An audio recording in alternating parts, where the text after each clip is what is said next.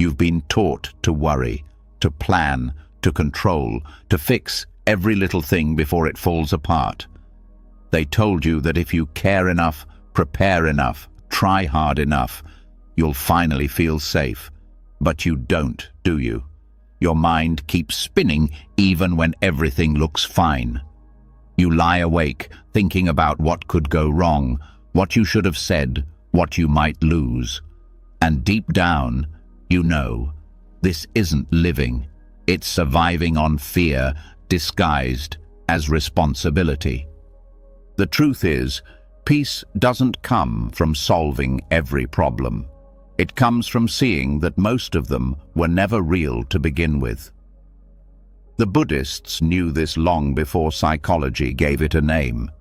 They understood that worry is just the mind trying to play God, trying to control what was never meant to be controlled. And when you stop fighting life, something miraculous happens. The storm quiets, the noise fades, and underneath it all, there's a stillness, calm, clear, alive. This book isn't about escaping your problems. It's about meeting them differently. Seeing through the illusions that make you anxious, learning to let go before life forces you to, and finding happiness not in what changes, but in what's unshakably present. Tonight, as you read these words, you'll start to notice it. A soft shift inside you. Your breath slows, your shoulders drop. The war in your mind starts to lose its fuel. And tomorrow, when the same problems appear, they won't feel as heavy. You'll respond with clarity instead of panic. You'll see that peace was never something to chase. It was who you were underneath the noise all along. Are you ready to remember? Let's begin. Before we begin, take a deep breath. Feel the air move in and out. The mind may still be holding on to the words you've just read, the quiet promise of peace beneath all the noise. You might feel something stirring, a recognition, a small opening, as if your heart knows this journey isn't about learning something new, but remembering something ancient. What if everything you've been doing to protect yourself, the worrying, the planning, the overthinking, was the very thing standing between you and peace? What if worry wasn't compassion at all, but pride in disguise? That's where our journey truly begins. Worry feels noble. It wears the mask of love, responsibility, and duty. You worry about your family because you care. You worry about the future because you want to be prepared. You worry about the world because you want to make it better. But look closer and you'll see something deeper hiding beneath that surface, a subtle whisper of control. The mind says, if I don't worry, everything will fall apart. That belief is not love, it's fear pretending to be virtue. This hidden arrogance of worry is one of the most overlooked traps of the human mind. It's arrogance not in the loud, boastful sense, but in the quiet conviction that life cannot go on without our constant interference.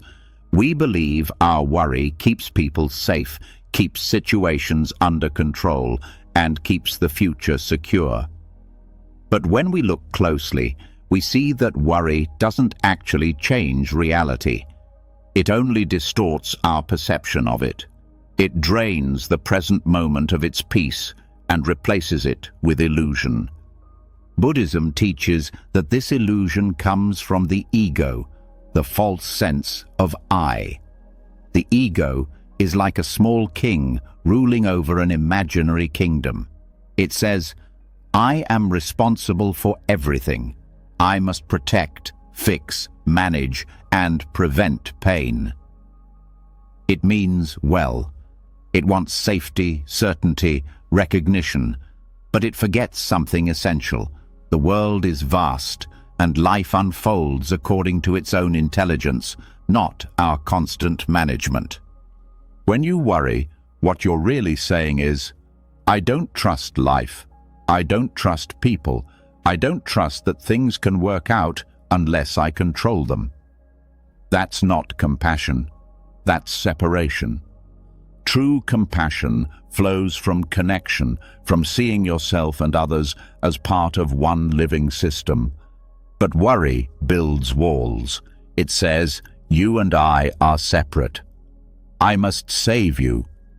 It quietly positions the worrier as superior, as someone who knows better than life itself. Think about how often worry disguises itself as love. A mother says, I just worry because I care. But beneath that care is often fear. Fear of loss, fear of failure, fear of being powerless. She worries not only for the child's safety, but for her own identity as a good parent. A partner says, I worry about you because I love you. But sometimes that worry hides an unconscious need to control the other person's choices, emotions, or growth. In both cases, worry becomes a shadow of love. It looks like care, but it's laced with attachment. Buddhist psychology calls this attachment upadana, the clinging that leads to suffering. Worry is one of its most subtle forms because it feels moral. It makes us feel useful, even righteous. The mind says, if I stop worrying, it means I don't care. But that's a lie. You can care deeply without being consumed by fear. You can act wisely without being driven by anxiety. The Buddha taught that every emotion has two levels, the surface reaction and the underlying belief. Worry's surface is agitation, the racing thoughts, the tightening chest. But underneath lies belief.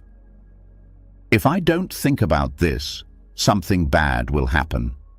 That belief is the ego's desperate attempt to make itself the center of the universe. It wants to feel indispensable. It wants to feel like it matters more than anything else. This is where the hidden arrogance lies. Worry tells us, you are the one holding the world together. But life was flowing long before you arrived and will continue long after you're gone. When we forget that, we become slaves to our own importance. Worry is not humility. It's the ego pretending to be selfless. True humility is trusting the intelligence of the present moment, acting when it's time to act, and surrendering when it's time to let go. It takes courage to see through the ego's disguise, because when you stop worrying, there's a strange emptiness at first, as if you've abandoned something important. The mind will whisper, you're being careless. You don't care enough. But what's actually happening is freedom. You're learning to care without clinging. You're learning to act without attachment to the result. Buddhist teacher Thich Nhat Hanh once said, worrying does not take away tomorrow's troubles. It takes away today's peace. And that's the quiet tragedy of worry. It wastes your life in imaginary battles. The things you fear rarely happen the way you imagine, yet the suffering is real because your mind rehearses it every day. It's like living inside a movie that never ends, and you're both the actor and the audience, watching yourself suffer. So, what's the alternative? Awareness. The moment you become aware that you're worrying, you step outside of it. You move from being inside the storm to watching it from a distance. In that awareness, you realize, this is not love, this is fear. And that simple recognition begins to dissolve it. Awareness doesn't fight worry, it illuminates it. When you see worry clearly, without judging it, it starts to lose its grip. The ego thrives in unconsciousness. It loves when you identify with every anxious thought as me. It wants you to believe that you are your worry, that your fear equals your love, that your control equals your safety.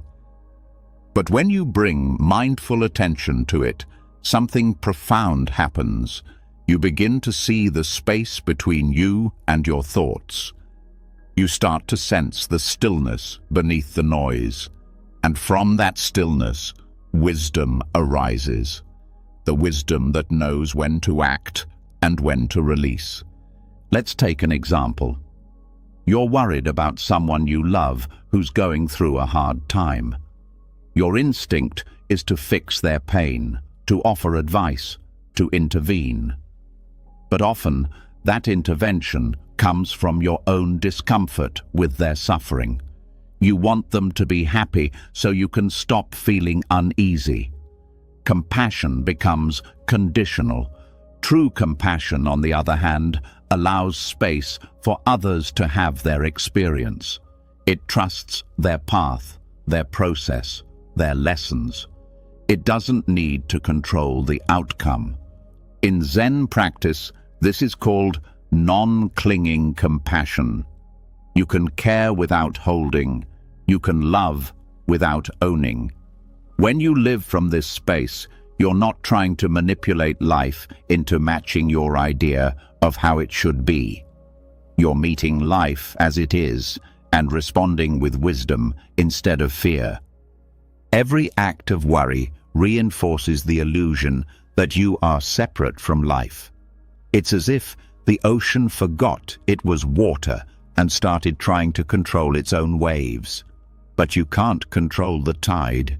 You can only move with it. When you stop worrying, you don't become careless. You become aligned. You start participating in life instead of resisting it. There's a quiet power in that alignment. You begin to notice how the universe has its own rhythm, its own intelligence. Flowers bloom without your management. The sun rises without your effort. Your heart beats without your permission. Life doesn't need your constant supervision. It just needs your participation, your presence. And yet, the ego resists this truth. It says, if I don't plan, things will fall apart. But Buddhist practice teaches us that planning and worrying are not the same. Planning is practical. It's an act of wisdom. Worrying is emotional attachment to the plan. It's fear wearing the clothes of preparation. You can plan carefully, then release it. That's balance, intention without control. The arrogance of worry often hides in small habits. When you replay a conversation in your head, trying to figure out if someone misunderstood you, that's ego. When you check your phone every few minutes waiting for a reply, that's ego. When you rehearse future arguments that may never happen, that's ego again. It's subtle, relentless, always looking for a way to reassert control. But when you see it clearly, you begin to smile at it. You realize it's not personal. It's just the human mind doing what it's been conditioned to do. In Buddhist philosophy, there's a term called dukkha, often translated as suffering, but more accurately meaning unsatisfactoriness. Worry is a form of dukkha, a refusal to rest in the present, because the mind insists something's missing or could go wrong. The more you feed it, the more it grows. But when you acknowledge it with awareness, it begins to dissolve, like mist in sunlight.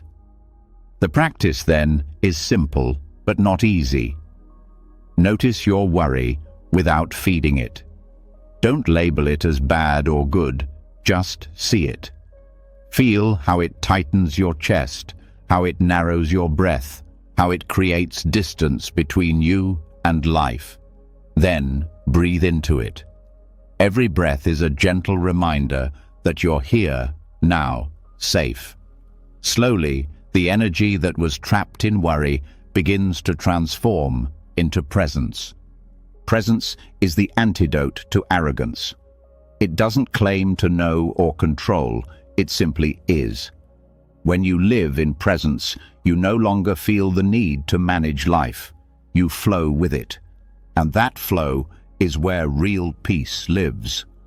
Another layer of this hidden arrogance is moral superiority. The warrior often believes they're the only one who truly cares, the only one who takes things seriously. But beneath that is a quiet judgment. Others are too careless. If I don't worry, no one will. This thought isolates you. It builds a wall between you and the world. Yet, when you see that everyone is walking their own path, guided by their own lessons, you start to soften. You begin to realize that no one is meant to carry the entire weight of life, not even you. Worry also gives a false sense of purpose. It fills empty moments with noise, so you don't have to face silence. But silence is where you meet yourself. It's where you discover that peace isn't passive. It's profoundly alive. In that quiet space, you realize that life has been taking care of itself all along. You don't need to add more effort. You need to remove what blocks the natural flow. When the mind finally releases its grip, a new kind of clarity appears. Not the clarity of solving everything, but the clarity of seeing that nothing was ever missing. You become lighter, more open, more kind. You no longer carry the world on your shoulders. You walk beside it, hand in hand. And that's the paradox. When you stop trying to fix everything, you actually become more effective. Your actions come from peace, not panic. Your words carry calm authority instead of anxious urgency. People trust you more, not because you control, but because you radiate presence. In that state, love becomes spacious. Care becomes intelligent. You act from wisdom, not fear. And slowly, the illusion of separation, the root of all worry, begins to fade. You see that you were never apart from life. You were never in charge of it, nor outside of it. You were always part of the same vast, breathing whole. The mind may still whisper, but what if? That's okay. You don't need to silence it. You just don't need to believe it. Each time worry arises, treat it like an old friend who means well but doesn't know any better. Smile, thank it for trying to protect you, and gently return to the present. That's the beginning of true freedom. Compassion without clinging, love without control, and responsibility without arrogance. As you rest in that understanding, you begin to sense something profound. That peace was never something you had to earn. It was waiting beneath the noise, beneath the thoughts, beneath the need to manage life. And as that realization settles, the edges of your worry begin to dissolve into stillness. The mind grows quiet, the heart expands, and in that stillness, you finally understand. Letting go isn't losing control. It's remembering that you never had to hold it all in the first place. When the weight of control begins to loosen and the noise of worry fades into the background, something quiet starts to reveal itself. A pulse, a rhythm, a constant movement beneath everything you thought was still. It's life, breathing, shifting, flowing through every thought, every breath, every heartbeat. You start to see that the peace you've been seeking doesn't come from holding on, but from letting things move as they are meant to. What if letting go wasn't a loss, but a law, the most natural law of all? Letting go is not a decision you make once. It's a living process, a kind of internal physics that governs every aspect of existence. The Buddha didn't speak about impermanence as an abstract concept to be admired from afar. He invited us to see it directly, to feel it in the rise and fall of the breath, in the flicker of thought, in the birth and death of every feeling. It's not philosophy, it's reality unfolding moment by moment. Most of our suffering comes from misunderstanding this law. We think life should be stable, people should stay the same, love should last forever, success should remain fixed. But everything in nature tells a different story. The ocean never holds the same wave twice. The flame that burns brightly also consumes itself. Every exhale is a tiny death that makes room for new life. Yet, the human mind resists this truth. It clings, it stores, it memorizes, it holds, terrified that letting go means losing. But what if the opposite is true? What if clinging is what causes loss, and letting go is what allows life to stay alive within you? The essence of Buddhist practice is not to detach coldly from life, but to participate fully in its flow, to love deeply, act fully, and yet not grasp what cannot be kept. Think about the breath. Every inhale feels like taking in life. Every exhale feels like giving it back. But if you tried to hold your breath, even the breath that keeps you alive would turn into suffocation. That's the same law that governs every other aspect of being. You can't hold on to joy without killing it. You can't hold on to love without freezing it. You can't hold on to peace without disturbing it. This is the physics of letting go. For every grasp, there is tension. For every release, expansion. When you cling, energy contracts. When you let go, energy flows. The universe itself moves this way. Galaxies expand and dissolve. Stars are born and die. Seasons rotate in endless cycles. The same happens within your thoughts and emotions.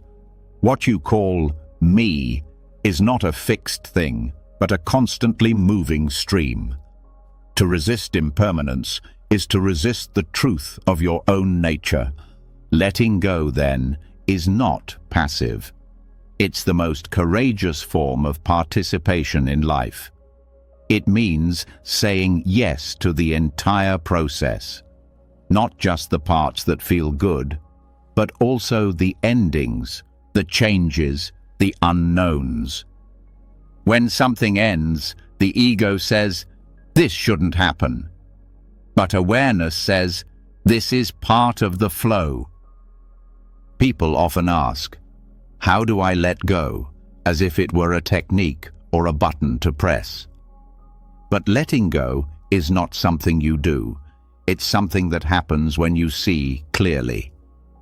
The more you observe the impermanence of things, the more naturally your grip loosens. Watch your breath for 5 minutes, and you'll see the rise and fall of life. Watch your emotions, and you'll notice they never stay still. Even sadness moves. Even pain has texture and rhythm. The practice is to notice. Notice how your mind tries to hold on to an opinion, a memory, an identity. Notice the subtle tightening that happens when someone disagrees with you, or when the future feels uncertain. That tightening is the body's physical echo of the mind's refusal to let things flow. Each time you see it, breathe into it. Each time you breathe, you practice dying, not in the morbid sense, but in the way a leaf falls effortlessly when the wind changes direction. Letting go also reveals something extraordinary about awareness itself. When you release your attachment to thoughts and emotions, what remains is a silent witness, pure consciousness that doesn't age, doesn't cling, doesn't break. That's who you truly are. Everything else, names, roles, memories, are passing clouds. The more you recognize this, the less frightened you become of change. Change isn't the enemy, it's the heartbeat of life. You were never meant to be static. You were designed to evolve, to shed, to transform. The fear of impermanence comes from the illusion that there's a solid self that can be lost. But the Buddha pointed to anatta, no fixed self. That doesn't mean you don't exist. It means you're fluid, like water. You take the shape of each moment and then return to the vastness of awareness. When you see impermanence clearly, relationships change. You stop holding people hostage to your expectations. You love them as they are, in motion, in flux, in their own evolution. You stop demanding forever and start honoring the beauty of for now. You understand that to truly love someone is to allow them to change, to let them come and go freely, without turning their presence into your possession. In this way, impermanence deepens love. It gives it urgency, tenderness, truth. When you know that nothing lasts, you stop taking moments for granted. You become present in a way you never were before. You start to see beauty in everything, even in endings, because endings reveal what was once alive. You begin to say thank you instead of please stay. Letting go also transforms how we handle pain. The mind resists pain because it wants permanence in comfort. But pain, like everything else, moves. No emotion lasts forever unless you hold on to it. When you let pain flow, it carries you somewhere, toward understanding, toward empathy, toward peace. Every emotion, when allowed to complete its cycle, dissolves into clarity. But if you trap it with resistance, it festers. The same applies to happiness. You can't cling to joy. You can only experience it as it passes through. Trying to hold on to happiness turns it into fear, fear that it might end. But happiness is not something to possess. It's a visitor, a wave. Let it move through you, and it leaves behind something quieter and more lasting: contentment. Contentment is the equilibrium that comes from understanding the law of impermanence. It's not dull acceptance, it's graceful alignment. You don't stop dreaming or caring. You just stop demanding that life obey your timeline. You trust the unfolding. You realize that what leaves creates space for what's next. Every spiritual tradition points to this truth in its own language.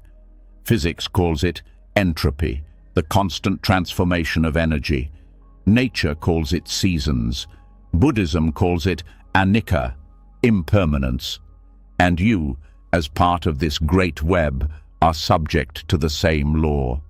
You shed skin, you breathe in and out, you lose and find, you live and die in countless small ways every day. Look closely, and you'll see impermanence even in thought. One moment you feel certain, the next uncertain. One moment angry, the next calm. Your opinions, memories, even your sense of self, all of it flickers. Yet beneath that flicker, something remains constant: awareness. That's the paradox. Everything changes, and yet something observes that change. Awareness is not separate from impermanence. It's the field in which impermanence happens. It's like the sky watching clouds drift by. So, letting go doesn't mean rejecting what's passing. It means recognizing that you were never separate from the flow in the first place. You were never the one holding life together. Life was holding you. You are not the owner of your experiences. You are the space through which they pass. The practice of letting go becomes even more powerful when you bring it into micro-moments, the small, invisible spaces that make up a day. When you sip your tea, notice how the warmth fades with each second. When you speak, notice how each word dissolves as soon as it's heard. When you look at someone, notice how their expression subtly changes from moment to moment. Everything is moving, even what looks still. That awareness is liberation. It frees you from trying to trap time. You stop clinging to moments because you see that they were never yours. They belong to the river of existence. And you, too, are a ripple in that river, beautiful precisely because you can never be repeated. This understanding reshapes your relationship with death. Death stops being an interruption and becomes a continuation of the same movement you've been living all along: transformation. When you understand impermanence, death is not the opposite of life. It's part of life's rhythm. Just as sleep is part of waking, death is part of living. Knowing this doesn't make you morbid. It makes you grateful. You start to live more fully because you're no longer pretending you have forever. Buddhism teaches that the mind clings not only to people and things, but to experiences, emotions, even enlightenment. The desire to stay peaceful can become its own form of attachment. But real peace is dynamic. It breathes. It's alive. You can't freeze it. When you notice yourself trying to hold on to stillness, gently release it too. Let peace move through you like wind, felt but not possessed. In this flow, even suffering transforms. You begin to see how every loss, every disappointment, every heartbreak was not punishment, but participation in life's larger rhythm. You see how every ending cleared space for something new to arise. Life was never taking things from you. It was making room. When you live this way, control no longer feels necessary. You act, but without tension. You plan, but without fear. You love, but without ownership. You become like a tree, grounded yet flexible, moving with the wind, but rooted in awareness. That's the true strength of letting go, softness that doesn't break. Every breath becomes a teacher. Every change becomes a reminder. The universe is constantly whispering the same lesson. Nothing is permanent. Let it flow. When you align with that truth, your suffering softens. You stop clinging to what was or grasping for what might be. You start to dance with what is, and that dance is sacred. It's not chaotic. It's perfectly ordered. Every rise has its fall, every fall its rise. Every meeting contains its farewell. Every farewell seeds a new meeting. This is the rhythm of reality. When you resist it, you suffer. When you move with it, you are free. There's a deep serenity in living this way. You stop needing guarantees. You stop fighting time. You start to trust that even loss has its own intelligence. You see that every emotion is a messenger, not a mistake. You learn to stay open as life unfolds, even when it unfolds differently than you hoped. That openness is the essence of Buddhist wisdom. It's not withdrawal, it's full participation. You're not running from the world, but flowing with it. You feel everything: joy, sorrow, love, loss, but you don't become any of it. You are the space in which it all comes and goes. This is the living experiment of impermanence. Every day gives you thousands of opportunities to see it, in the fading of light, the cooling of coffee, the softening of anger, the shifting of thoughts. Each observation is a small liberation. You don't need to change the world. You just need to see it clearly. When you do, life stops being something to manage and starts being something to marvel at. You begin to notice the quiet miracle in everything, that the same universe that destroys also creates, the same river that takes also gives, the same impermanence that scares you also frees you. Letting go, then, isn't the end of caring. It's the beginning of wisdom. It's the art of participating fully while holding nothing too tightly. It's the willingness to love, to lose, to begin again, endlessly. And when you live this way, you stop being afraid of change because you realize you are change, constantly reborn in each breath, each heartbeat, each moment of awareness. You start to see that life is not something happening to you. Life is you, unfolding, dissolving, renewing, forever in motion. The fear of impermanence was never about losing life. It was about misunderstanding it. Because once you see that everything moves, you no longer seek stability in the temporary. You find it in awareness itself, the silent witness that never leaves, no matter what rises or falls. That awareness is your true home. It doesn't cling, it doesn't chase, it simply watches, calm, steady, infinite. And from that still point, you can finally see, letting go isn't giving up, it's waking up. When you start to live with the rhythm of impermanence, something inside you softens. You begin to notice that holding on, even to love, feels heavy. The truth that once seemed terrifying now starts to feel like freedom. You realize that if everything changes, then love must change too. It can no longer be about possession or control. It becomes something lighter, purer, freer. The next step, then, is to understand what it means to love without clinging, to care deeply without turning that care into suffering. We grow up believing that love is proven by attachment. We say, "I love you so much, I can't live without you," as if dependence were a virtue. We confuse intensity with depth, worry with affection, and control with protection.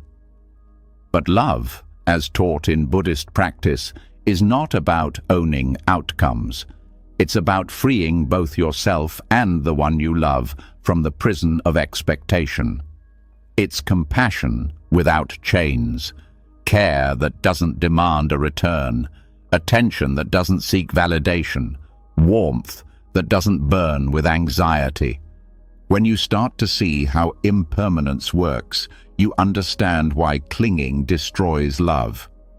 Everything you hold too tightly eventually breaks.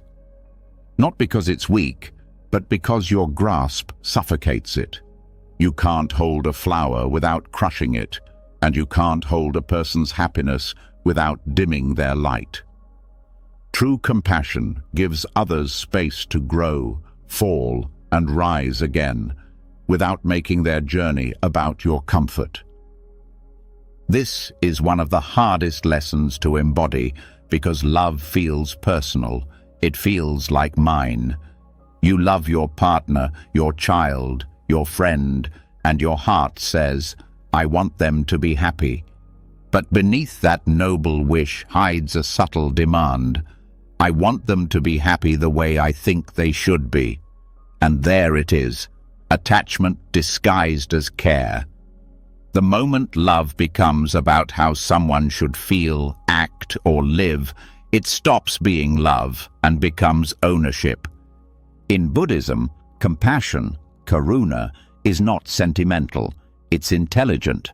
It arises from wisdom, from seeing that all beings suffer because they cling to impermanent things. To love someone with wisdom is to want their freedom, not their compliance.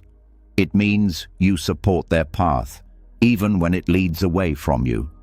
It means you wish them happiness, even if it doesn't include your version of it. That kind of love is rare because it asks you to let go of self-centered desire, to love for the sake of love itself, not for the comfort it gives your ego. When you love without clinging, you stop measuring the worth of your care by how it is received. You begin to give because giving feels natural, not because you expect appreciation. The ego's version of love is transactional. I love you, so you should love me back. Real compassion doesn't follow that logic. It says, I love you, and that's enough. This doesn't make you weak or naive. It makes you free. You no longer depend on external reactions to feel complete. Emotional ownership is one of the subtlest traps of human relationships. You may not realize how often you take responsibility for someone else's emotions. When someone you care about is sad, your mind rushes in to fix it. You feel their pain as your own, and you tell yourself that unless they're happy, you can't be at peace. But that's not compassion, that's entanglement.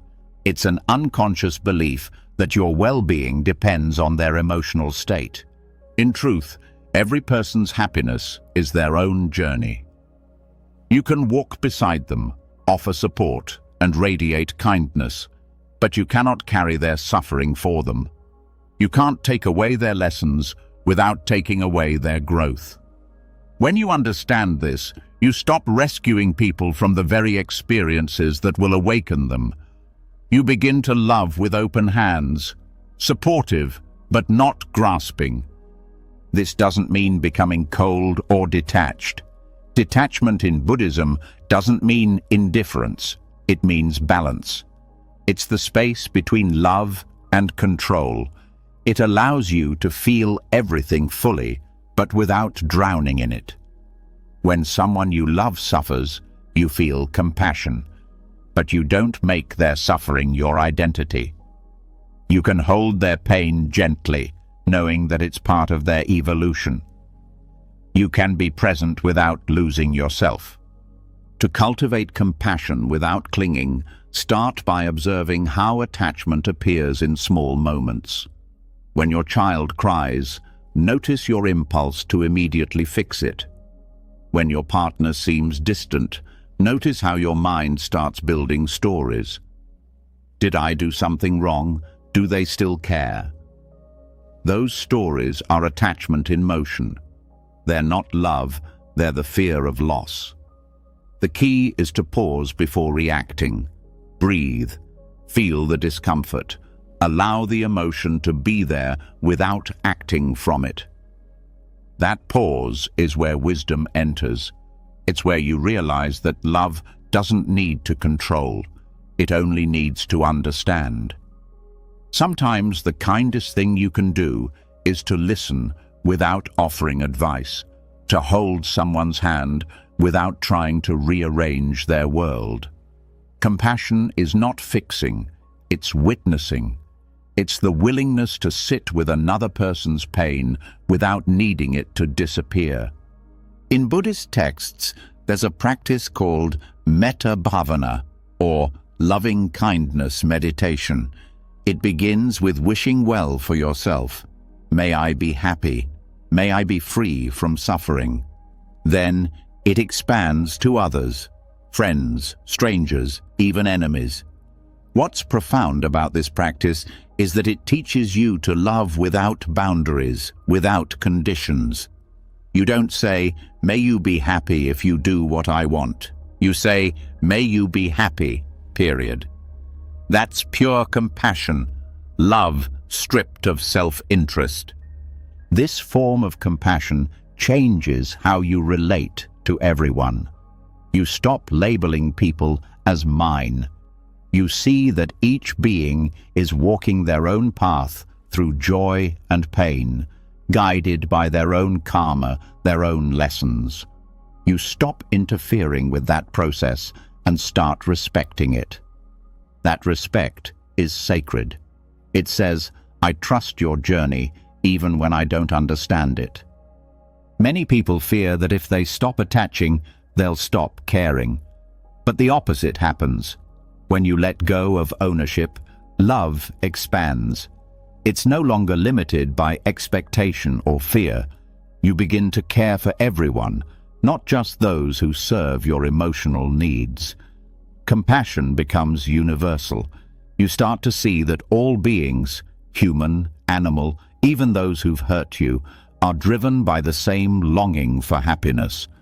That recognition breaks down the walls of separation and reveals the shared vulnerability of life. You can test this understanding in daily life. When someone disappoints you, instead of closing your heart, notice what's happening inside.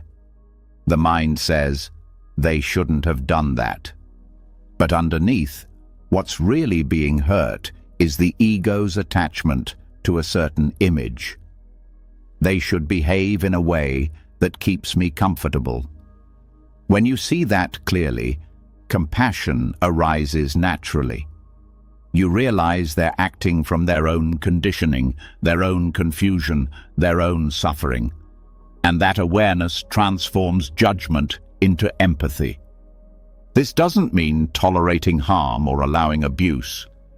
Boundaries are not the opposite of compassion. They're an expression of it. To love wisely, you must also protect what's sacred, your peace, your dignity, your truth. But you can do so without hatred. You can walk away from someone and still wish them well. That's love without ownership, the ability to care without clinging, to protect without resentment. When you love this way, relationships stop being cages and become mirrors. They show you where you're still attached, where you still seek validation. Every emotional reaction becomes a teacher, pointing to the parts of you that confuse love with control. You learn to hold people in your heart, not in your hands. You stop saying, "You belong to me," and start saying, "We are walking together for now." Even grief transforms through this understanding. When you lose someone you love, the pain can feel unbearable because the ego screams, "They were mine." But if you rest in awareness, you start to sense something beyond loss, a continuation. Their form may be gone, but the love remains. The kindness they gave you, the lessons they taught you, the joy you shared, all of it becomes part of the flow of existence. In that realization, grief turns into gratitude. You see that love never ends. It only changes shape. Compassion without clinging also extends inward. Many people are harsh with themselves, constantly trying to fix, perfect, or punish their inner world. But you cannot give true compassion to others if you withhold it from yourself. Start by noticing how you relate to your own pain. Do you reject it, criticize it, or drown in it? True self-compassion means neither avoiding nor indulging suffering. It means acknowledging it with gentleness. It says, "Yes, I'm hurting, and that's part of being human." When you practice this inner gentleness, your capacity for outer compassion grows naturally. You become less reactive, more understanding. You stop needing others to behave a certain way to validate your worth. You become anchored in kindness, not in approval. That's the real foundation of peace. Love that doesn't depend on outcomes. There's a story from the Buddhist tradition about a monk who carried a woman across a river because she couldn't cross on her own. Hours later, his companion said, "I can't believe you touched a woman. That's against our vows." The monk smiled and replied, "I set her down at the riverbank, but you're still carrying her." That's the difference between compassion and attachment. Compassion helps, acts, gives, and then lets go. Attachment holds on, replays, and identifies. When you start living from compassion, your energy shifts. You stop moving through life as a collector of emotional debts. You give freely, and because you expect nothing, you are never disappointed. People sense this freedom in you. They trust you more because your love doesn't come with strings. You become a safe space, someone whose presence doesn't demand, only uplifts. In that state, every interaction becomes a form of meditation. When you speak, you listen deeply. When you help, you do it without hidden motives. When you walk away, you do so with peace, not guilt. This is love in its highest form, love that liberates both giver and receiver. The beauty of compassion without clinging is that it connects you to something larger than personal relationships. You begin to see the whole world as your field of care. The bird outside your window, the stranger on the street, the earth itself, all become part of your heart. You realize that compassion is not an emotion, but a state of being, a natural expression of awareness. When you reach this understanding, worry dissolves on its own. You no longer obsess over whether people will change, whether things will last, whether outcomes will match your desires. You act from love, not fear. You wish well, you give your best, and then you release it. That's the deepest trust, not in people, but in life itself. Loving without owning outcomes doesn't make life dull or distant. It makes it sacred. Every act of care becomes an offering to the universe. Every goodbye becomes a gentle bow. You stop chasing permanence in others and start finding it in the space of awareness that holds it all. In that space, there is no loss, no separation, no demand. Only the pure warmth of being. This is the essence of Buddhist compassion. To love so fully that you can let go. To give so deeply that you need nothing in return. And to care so wisely that your presence becomes peace itself. That's not detachment.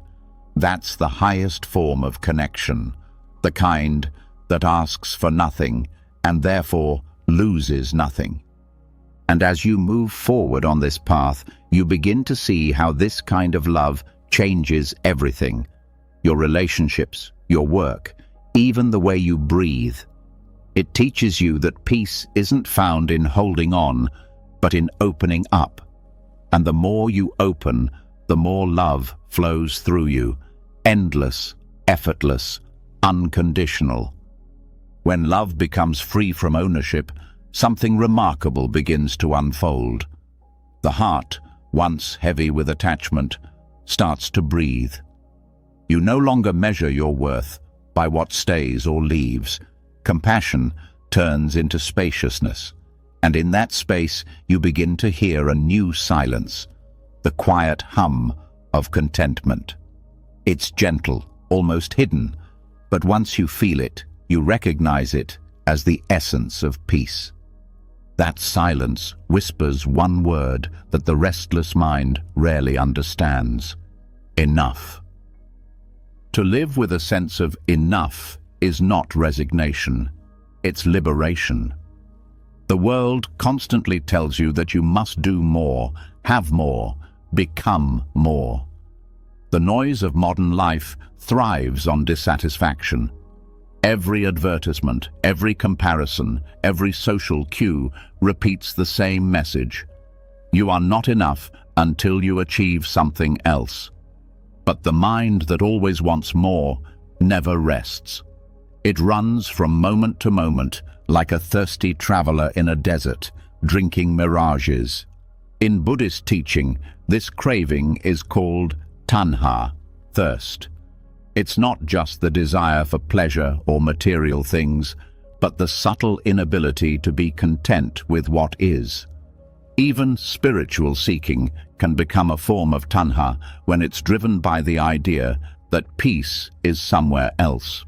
The Buddha called this the root of suffering because craving creates the illusion of lack.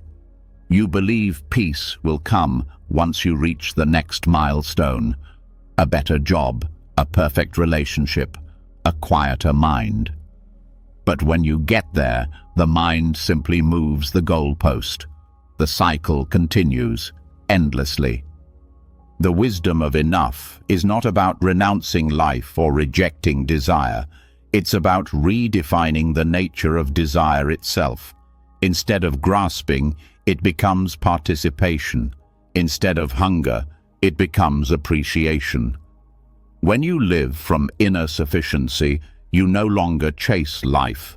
You meet it. You don't reject beauty or pleasure, but you stop making them conditions for happiness. This is what the Buddha meant when he spoke of the middle way. Not indulgence, not denial, but balance. Contentment is not stagnation. It's motion in harmony. It's like a river flowing steadily, not too fast, not too still. The mind that knows contentment is creative, alive, and peaceful. It doesn't withdraw from life. It engages fully without losing its center. You can work hard, pursue goals, love deeply, and still be rooted in enoughness. This is contentment in motion, the quiet revolution of living without constant lack. When you begin to see life this way, even simple moments become rich. Drinking tea, watching sunlight move across the wall, hearing someone laugh. These are no longer background details. They become the essence of living. You realize that nothing is missing right here, and that realization doesn't make you passive, it makes you free.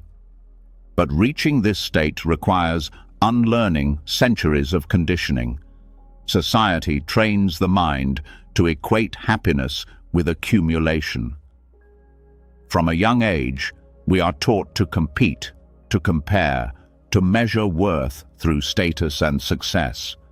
The mind internalizes this, turning every act into a transaction. You study not to learn, but to get ahead.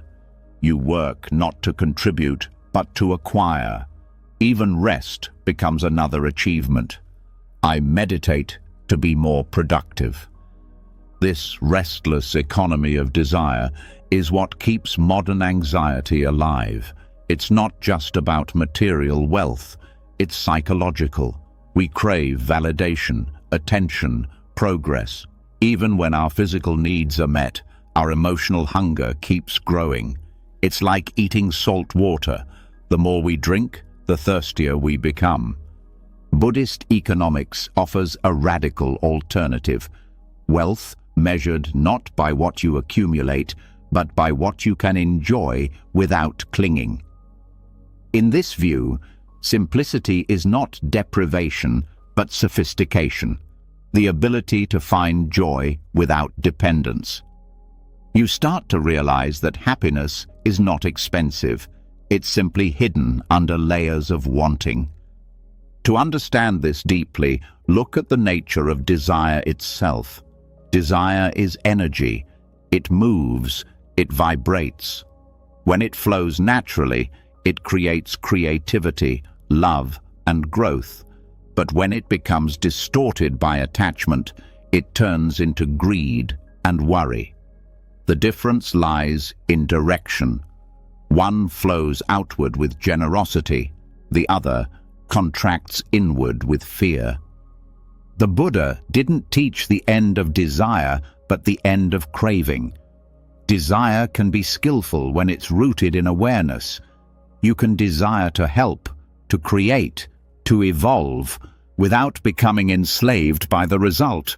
But craving is blind. It says, "I'll only be happy when this happens," and that "when" becomes a trap. One of the most powerful ways to work with this is through gratitude. Gratitude is not just a polite thank you, it's a way of seeing. It trains the mind to recognize fullness instead of lack. When you appreciate what is here, desire loses its sharpness.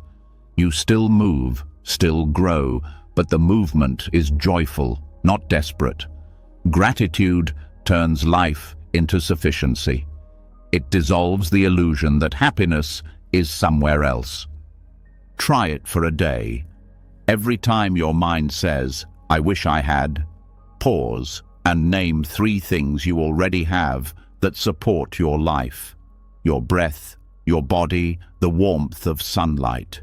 This isn't about pretending you don't have goals. It's about grounding those goals in peace instead of anxiety. You start to act not because you're empty, but because you're overflowing. In this state, your relationship with possessions changes. You stop defining yourself by what you own. You can enjoy things without being owned by them. You can have wealth without arrogance and simplicity without pride. This balance is what Buddhist teachers call santuti, contentment born of understanding. It's the quiet recognition that peace cannot be purchased because it's never been for sale. When you see the truth of santuti, even success feels different. You no longer chase achievements as proof of worth.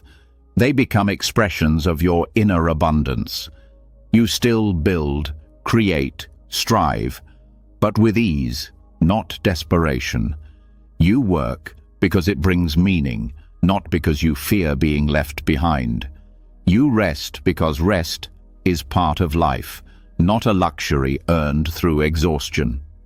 There's a story in Buddhist tradition about a rich man who approached a monk, complaining that despite all his wealth, he felt empty. The monk offered him a cup of tea and kept pouring until the tea spilled over. "Stop," said the man. "It's already full." The monk smiled. "So are you. There's no space for peace because you keep filling yourself with wanting." The lesson wasn't against wealth. It was against excess, the kind that leaves no space for stillness.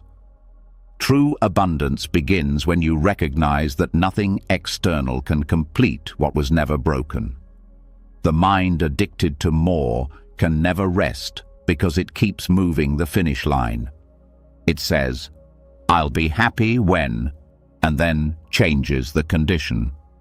The only way to end this game is to stop playing it. You stop asking, "What's missing?" and start asking, "What's already here?" This shift also transforms relationships. When you feel whole, you no longer approach others from emptiness. You stop expecting them to complete you. You love from fullness, not need. You give without calculation because giving feels natural. And paradoxically, this fullness attracts genuine connection. People are drawn to those who don't demand, who radiate quiet sufficiency. Even the simplest acts, sharing food, listening, offering time, become sacred. You no longer rush through them. You no longer treat life as a checklist of achievements. You begin to live like the earth breathes, quietly, rhythmically, in harmony with what is. That's what enough feels like. Not stillness without movement, but peace within motion. This peace, however, doesn't mean passivity. It doesn't mean you stop improving your life or working for a better world. It means you stop confusing effort with struggle. You can pursue excellence without anxiety. You can contribute to change without burning out. The mind that knows enough becomes sustainable, like a flame that burns steady rather than wild. There's another dimension to this, seeing how craving fuels worry. Every time you say, "What if I lose this?" or "What if I don't get that?" you're reinforcing a subtle fear of scarcity. Worry is craving's twin. One longs for what might come, the other fears what might go. Both keep you trapped in time. The only escape is presence, the moment where enough lives. Contentment is not laziness, it's clarity. It lets you see which desires are life-affirming and which are draining. You begin to distinguish between what nourishes the soul and what merely feeds the ego. The ego wants recognition, status, control. The heart wants connection, peace, expression. When you act from the heart, even ambition becomes a form of service. You start to understand that desire itself is not the problem. Ignorance of its source is. When you know why you desire something, you gain freedom. If your desire arises from joy, it expands you. If it arises from fear, it contracts you. Awareness is the turning point, the shift from craving to conscious creation. In daily life, this awareness looks simple. You pause before saying yes. You check if what you're chasing actually aligns with peace. You start to value depth over speed, quality over quantity, essence over appearance. You no longer seek experiences just to escape boredom. You begin to savor stillness as its own form of richness. Even consumption changes. You eat slower, not because it's trendy, but because you're truly tasting. You buy less, not out of moral pride, but because you no longer confuse accumulation with joy. You realize that enoughness feels better than excess. It's lighter, quieter, freer. This shift also heals the planet. The collective illusion of never enough drives exploitation and waste. When individuals rediscover sufficiency, society begins to realign. Greed turns into generosity, competition into cooperation. Buddhist economics isn't about poverty, it's about wisdom. An economy that values well-being over wealth, harmony over growth for growth's sake. The same principle applies internally. The economy of your mind is often in deficit. Too many thoughts, too little peace. But when you start practicing contentment, the mental traffic slows. You no longer chase every idea or replay every scenario. You start to see that peace isn't the absence of thought, but the quiet between them. In that quiet, clarity grows naturally. When you understand enough, every part of your life rebalances. You start sleeping better because your mind stops negotiating with the future. You spend time differently because you no longer measure value by productivity. You listen more because you no longer rush to respond. You smile easier because you're no longer waiting for a reason. The state of enoughness also strengthens resilience. When you're content within, external changes don't shake you as much. Losses still hurt, but they don't destroy your peace. You grieve, but you don't collapse. You know that life gives and takes, and both are part of the same breath. This stability is the foundation of emotional maturity, the ability to remain steady amid constant change. To practice this wisdom daily, bring awareness to the moments of just one more scroll, one more purchase, one more task before rest. Each one more is a small rebellion against contentment. Notice how it feels, the slight tension, the restless pull. Then gently say to yourself, this moment is enough. At first, it feels unfamiliar, maybe even uncomfortable, but with time, it becomes a refuge. You may still have goals, dreams, ambitions, but they no longer own you. You can pursue them with joy and release them with grace. Whether things go your way or not, your inner state remains grounded. That's what it means to have wealth that cannot be taken away, peace that doesn't depend on outcomes. In this quiet sufficiency, you begin to see how life itself provides what's needed. The mind that once obsessed over control starts to trust timing. The heart that once feared loss begins to appreciate impermanence. Desire no longer drives you, it dances with you. You move through life not as a beggar seeking completion, but as a creator expressing wholeness. And when you live this way, something extraordinary happens. Joy becomes simple again. You laugh more easily, rest more deeply, connect more authentically. You find beauty not because the world changed, but because you stopped demanding it to be different. That is the quiet wisdom of enough, not a static peace, but a living harmony where motion and stillness meet.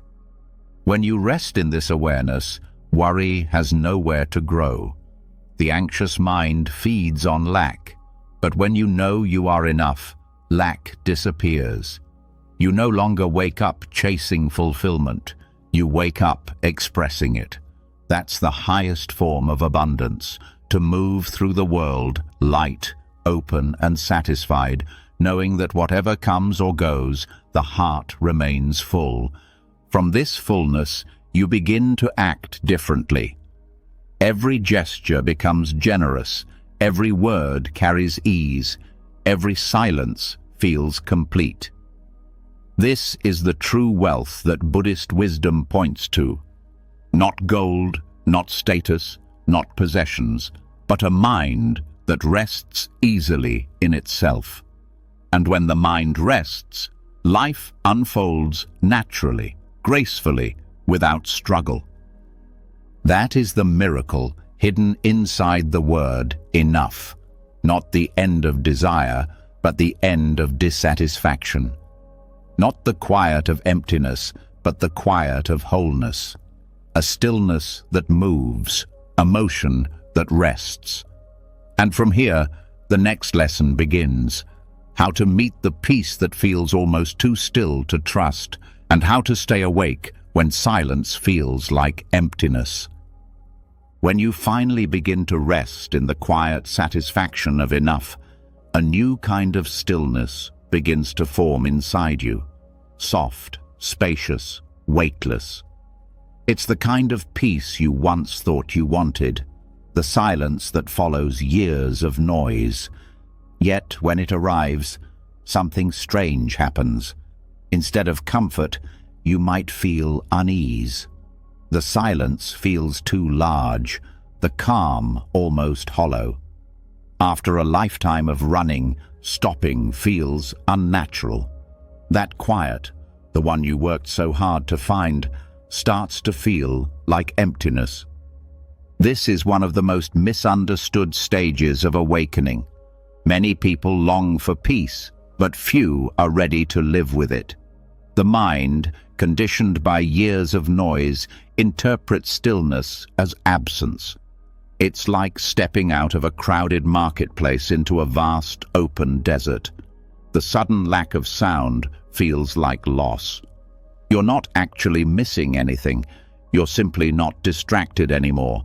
But because you've equated noise with life, stillness feels like death. This reaction is deeply human.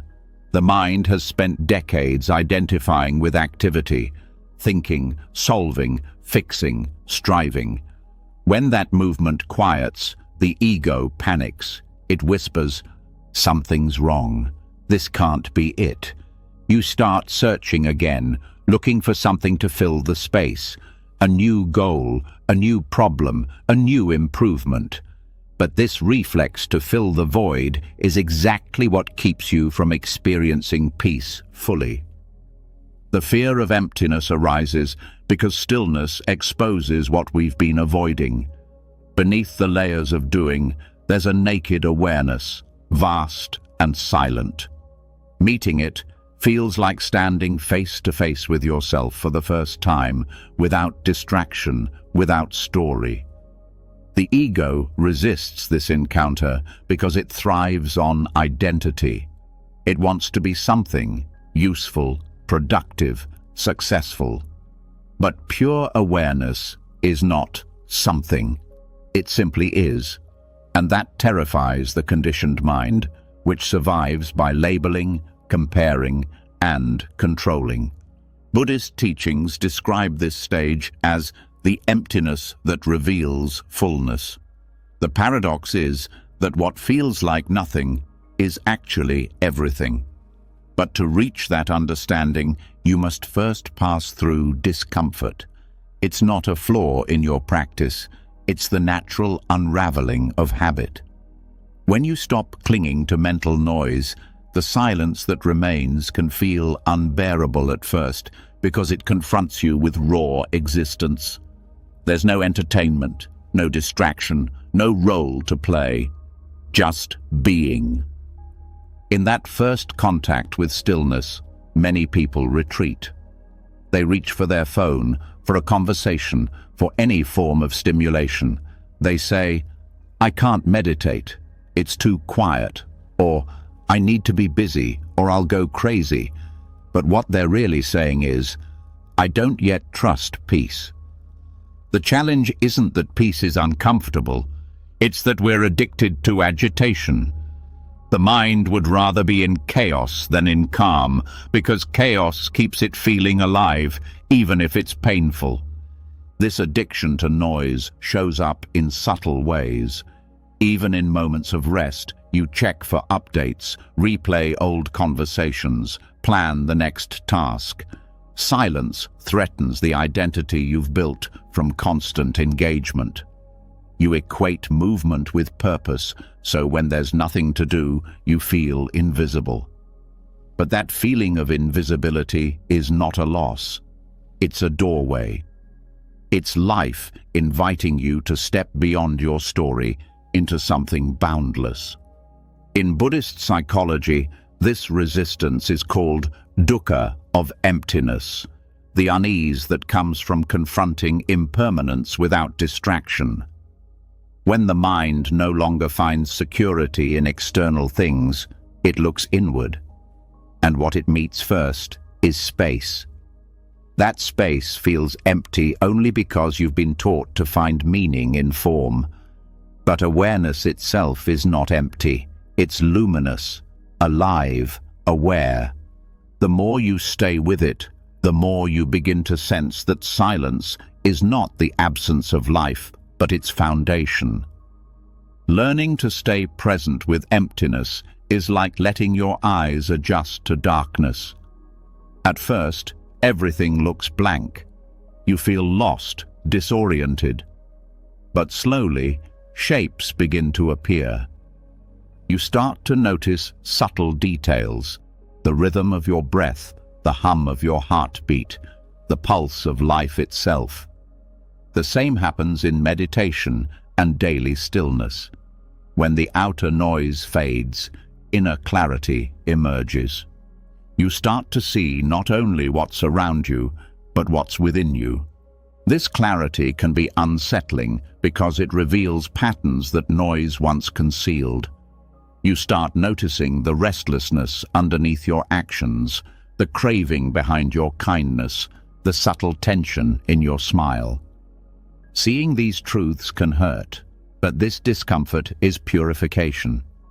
The silence is not punishing you. It's showing you where you've been out of alignment. It's offering a mirror without distortion. In those moments, the most compassionate thing you can do is stay. Don't run back to distraction. Don't rush to fill the gap. Just breathe and let the discomfort exist. The mind may scream, "Do something," but your task is to do nothing, to rest in awareness itself. This is where real transformation happens, not through adding, but through allowing. When you stay long enough, something begins to shift. What once felt like emptiness starts to reveal texture, a quiet pulse of being, a subtle warmth. You realize you're not sitting in a void, but in the center of everything. This is what Zen masters call the fertile emptiness, a stillness so alive that it contains infinite potential. From this space, wisdom, creativity, and compassion arise naturally. The reason peace feels uncomfortable at first is that it dismantles identity. Every thought, every role, every story starts to dissolve, leaving you without a reference point. The mind panics because it can no longer define who you are. But the truth is, you were never the roles you played. You were always the awareness behind them. Letting those roles dissolve doesn't erase you, it reveals you. To understand this deeply, consider how silence relates to sound. Silence doesn't end when sound begins, and it doesn't disappear when sound stops. It's always present, the background that allows sound to exist. The same is true of awareness. Thoughts, emotions, experiences, they arise and fall like sounds, but awareness remains constant. When you rest in that awareness, peace no longer feels empty. It feels infinite. The path to comfort in peace is gradual. It's not about eliminating thought, but softening identification with it. You start to see thoughts as passing weather, not permanent truth. When anxiety arises, you don't chase it away, you observe it. When boredom appears, you don't react, you feel it fully. Each emotion becomes a visitor in the vastness of awareness. And the more you allow, the more you realize that nothing needs fixing. Everything is already part of the whole. The fear of emptiness is also rooted in the ego's fear of death.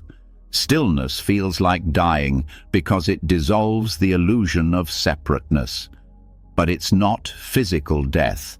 It's the death of illusion, the end of the false belief that you are your thoughts. Every time you rest in peace, a little piece of that illusion fades. This can feel like loss, but what you lose is suffering.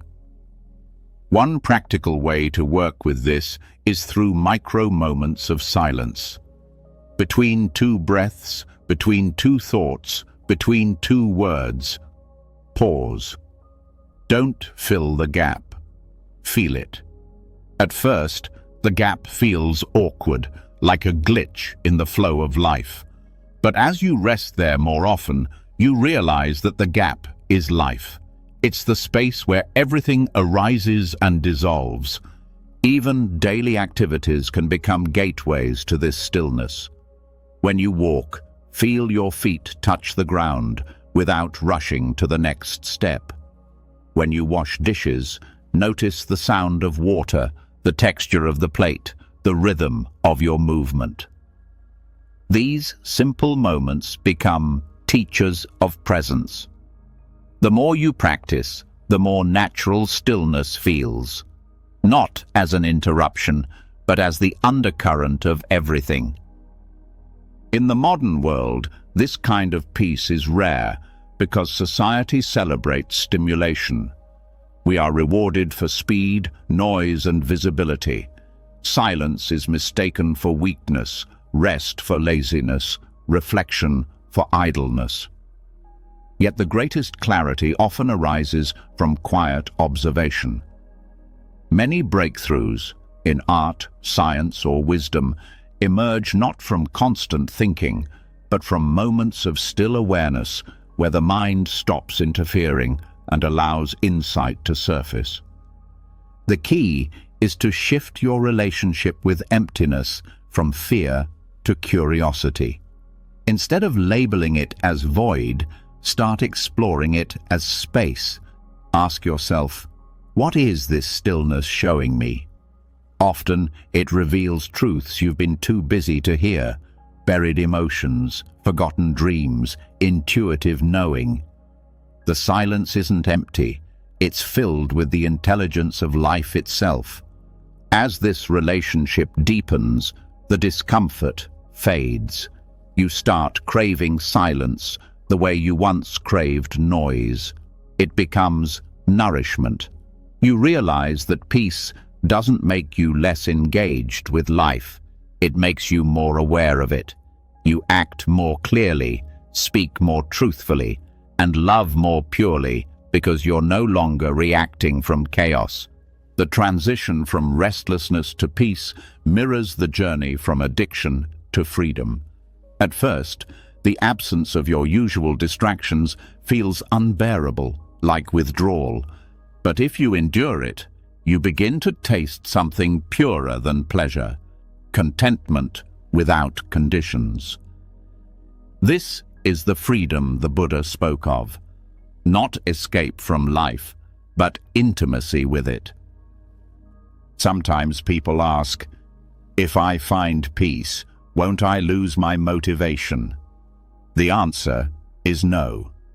True peace doesn't remove drive, it refines it. You still act, but your actions come from clarity instead of compulsion. You still care, but your care is spacious, not suffocating. Peace doesn't make you passive, it makes you precise. In this stillness, you begin to experience what Buddhist texts call sunyata, the emptiness that contains all forms. It's not nihilism, it's the recognition that everything is interconnected, arising and dissolving within awareness.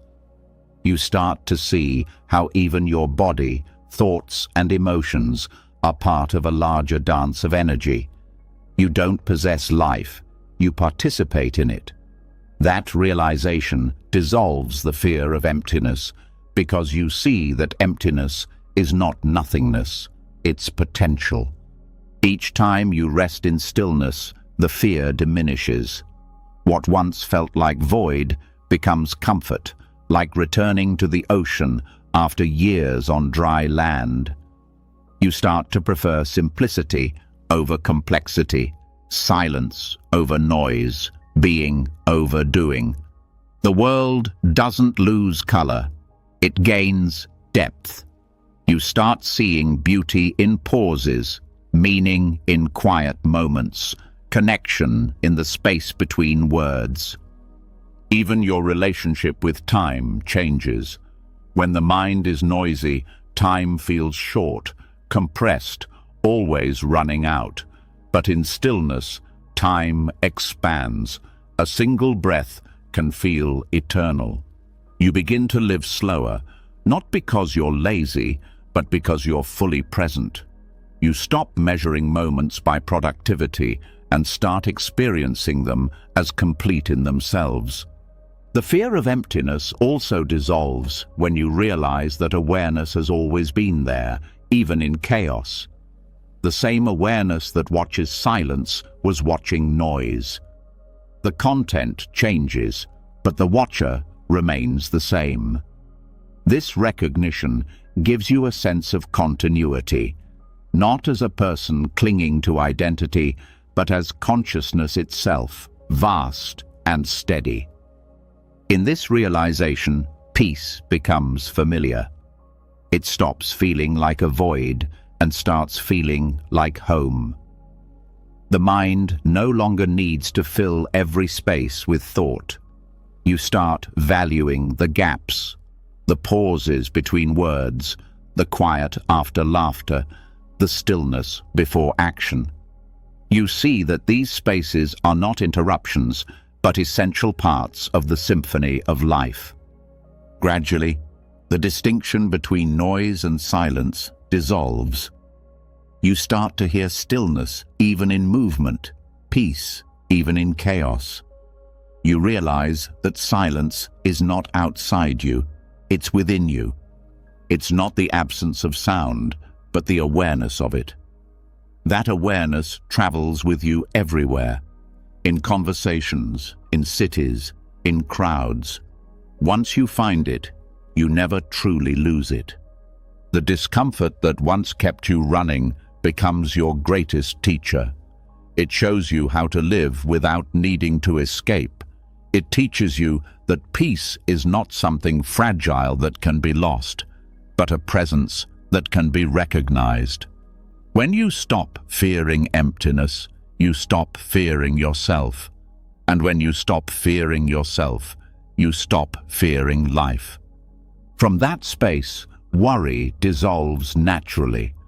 The mind that was once frantic to control finally bows to the rhythm of existence.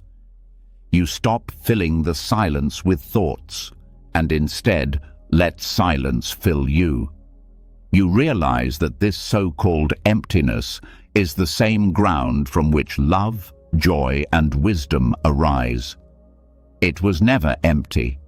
It was waiting. And as you settle into this realization, another understanding begins to surface. That peace is not fragile, but intelligent. It knows how to move, when to rest, when to act. It's not absence, but awareness in its purest form. And from this awareness, a deeper trust begins to grow. The trust that life itself has its own intelligence, one that does not require your constant interference. That is where the next truth unfolds. As the mind begins to rest in silence and the fear of emptiness fades, something profound begins to reveal itself, a quiet intelligence that seems to guide everything without effort. The wind moves without instruction. The heart beats without command. The body heals without your permission. Even when you do nothing, life continues to unfold. And this realization births one of the most powerful lessons on the spiritual path. Peace doesn't come from control, but from trust. This trust is not blind faith or passive surrender. It's a deep recognition that life knows how to take care of itself far better than the anxious mind ever could. In Buddhism and Taoist philosophy, this is known as Wu Wei, often translated as non-doing or effortless action. But it doesn't mean laziness or apathy. It means moving in harmony with the natural flow instead of struggling against it. It's not about giving up, it's about getting out of the way. The human tendency to interfere with life's flow begins with fear. The mind believes that if it doesn't manage, plan, and control every outcome, everything will collapse. This belief makes sense from the perspective of survival. Evolution wired us to anticipate threats, to manipulate circumstances, to control the external world for safety. But what once kept us alive now keeps us anxious. The same instinct that once protected us now makes us restless, constantly trying to improve or fix what isn't broken. The practice of non-interference asks for something radical: to trust the intelligence of existence itself. This intelligence is not mystical or abstract. It's visible everywhere. You can see it in how ecosystems balance themselves, how forests renew after fire, how wounds close without instruction. There's an order that doesn't require your input, and that same intelligence is within you. The same energy that grows your bones, digests your food, and breathes your lungs is guiding your life in ways your thinking mind cannot comprehend. But the conditioned ego doesn't trust this intelligence because it can't control it. It insists, "I must be in charge." The ego's motto is, "I know better." It wants to push, direct, and manage everything. When things go wrong, it blames itself. When things go right, it takes credit. But both reactions stem from the same illusion, that you are the one making life happen. In truth, you are part of life's movement, not its manager. You are a wave in the ocean, not the ocean itself. This misunderstanding creates suffering. Every time you resist what is, you create tension. Every time you insist that life should unfold differently, you cut yourself off from its wisdom. You become like someone trying to straighten a river with a stick, exhausting yourself in a fight against the current. The practice of non-interference is learning to float again. It's learning to let the river carry you while remaining fully awake to the direction it's taking. Trusting life's intelligence begins with observation. When you watch nature closely, you see that everything has its timing. Flowers bloom without calendars. Seasons change without permission. Nothing hurries, and yet everything is accomplished. The same law applies to human experience. Every emotion, every phase, every challenge arises when it's meant to. Trying to rush or resist it only creates friction. Non-interference means allowing things to unfold in their natural rhythm, knowing that timing is a form of wisdom too. One of the most subtle ways the mind interferes is through expectation. It demands that reality fit its design. This should have happened by now. That shouldn't have happened at all. Expectation is interference disguised as order. It assumes the mind knows better than the universe, but the universe operates through a larger intelligence, one that includes infinite variables, far beyond your mental reach. When you release expectation, you align yourself with that intelligence. You stop arguing with life and start collaborating with it. Non-interference doesn't mean passivity.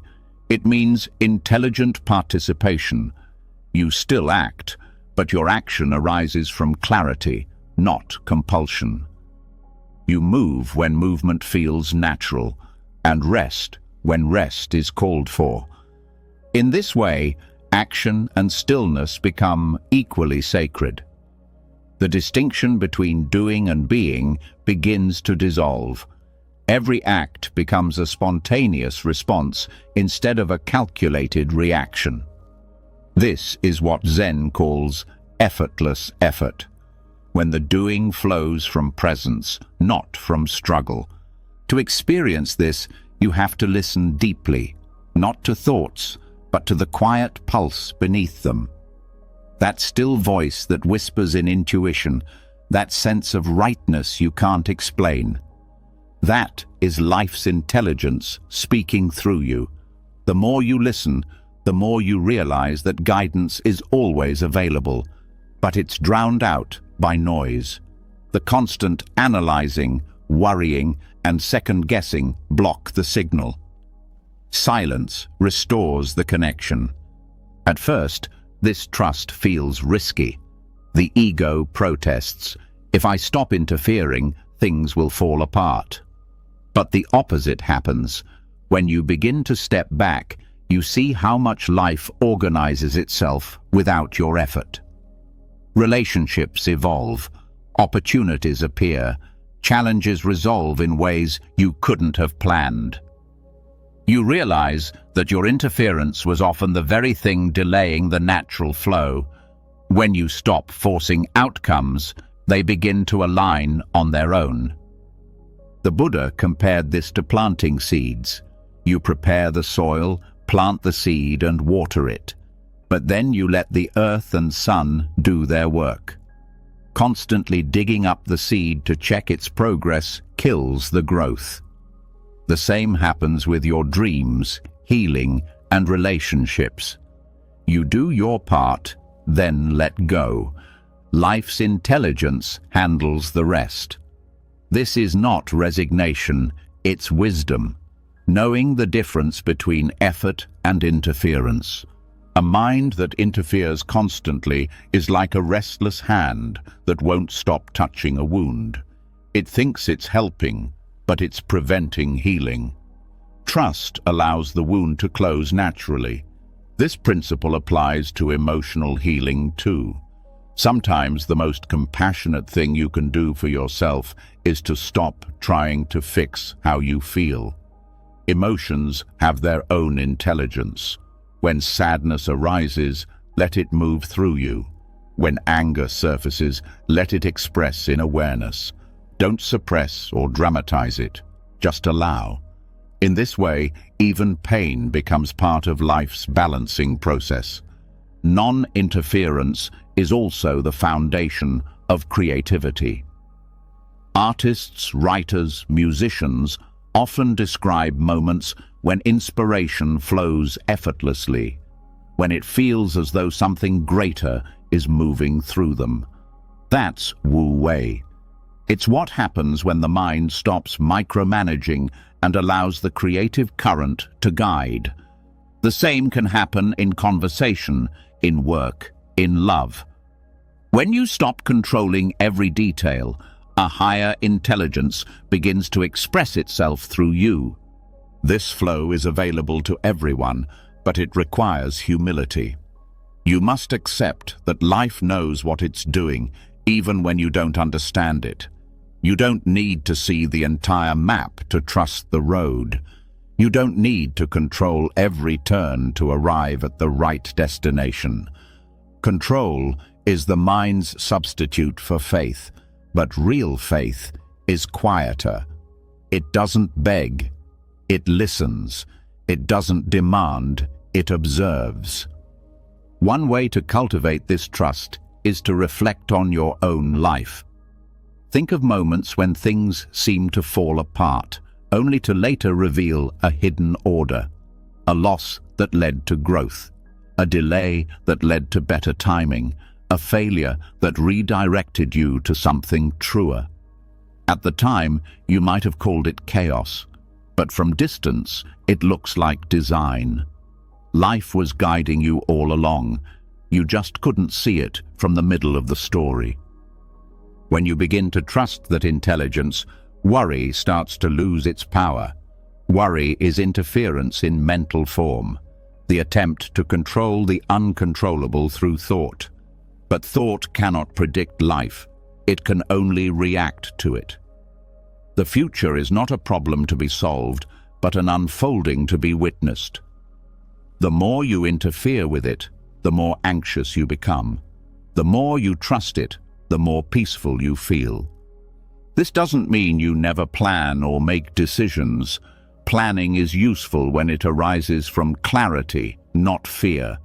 The difference is in your state of being. When your plan comes from worry, it carries tension. When it comes from trust, it carries ease. You act, but you don't cling. You prepare, but you don't obsess. The outcome matters, but it doesn't define your peace. Non-interference also changes how you relate to others. When you trust life's intelligence, you stop trying to manage people's journeys. You no longer feel responsible for everyone's happiness or growth. You can offer guidance, but you don't impose. You can love deeply, but you allow freedom. You start to see that each person's path unfolds according to their own timing. You can't rush their lessons or shield them from pain without interfering with their evolution. Compassion becomes wiser, less about fixing, more about trusting. The same principle applies to the collective. The world's chaos can easily tempt you into despair or over-control. But when you look closely, you see that even in crisis, balance is seeking to restore itself. Systems collapse so new ones can emerge. Darkness reveals what needs healing. The process may be painful, but it's intelligent. Your role is not to control the entire world, but to participate consciously in your corner of it. To act where your presence naturally flows, not from panic, but from purpose. There's a line in the Tao Te Ching that says, "The sage does nothing, yet nothing remains undone." This is the essence of Wu Wei.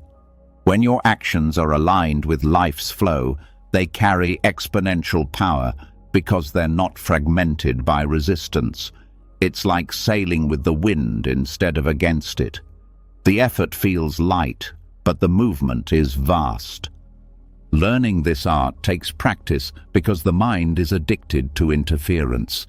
It constantly asks, am I doing enough? Should I be doing more? What if I lose control? These thoughts arise from the ego's belief that peace must be earned through effort. But peace is the natural state when effort is balanced. Non-interference is not inaction, it's wise timing.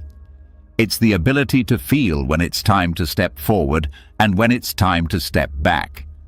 Meditation teaches this balance beautifully. When you sit quietly, thoughts will arise. The untrained mind tries to stop them. That's interference. The wise mind watches them without judgment. That's non-doing. The moment you stop trying to manipulate the mind, awareness expands. The breath flows naturally, the body relaxes, the heart opens. What unfolds is not forced peace, but remembered peace. You can bring this same awareness into daily life. When something goes wrong, instead of reacting instantly, pause. Let a moment of stillness intervene before action. That pause allows intelligence to move through you. Often, clarity arises not from doing more, but from doing less. The right response surfaces when you stop trying to invent it. This approach doesn't make you passive, it makes you effective. You start to notice how forcing things rarely works, while allowing creates harmony. Conversations go smoother when you stop trying to win. Work flows better when you stop pushing. Even the body heals faster when you stop resisting discomfort. Life unfolds more gracefully when you trust its rhythm. Non-interference also reveals a deeper truth about control, that it was never real to begin with. You never controlled outcomes, only your perception of them. Every time you thought you made something happen, countless unseen forces were at play. Timing, coincidence, other people's choices, universal laws. When you recognize this, control becomes unnecessary. You start to act not from domination, but from cooperation with life's movement. At the heart of this teaching lies humility. To trust life is to admit that you don't fully understand it. It's to accept mystery as a friend, not a threat.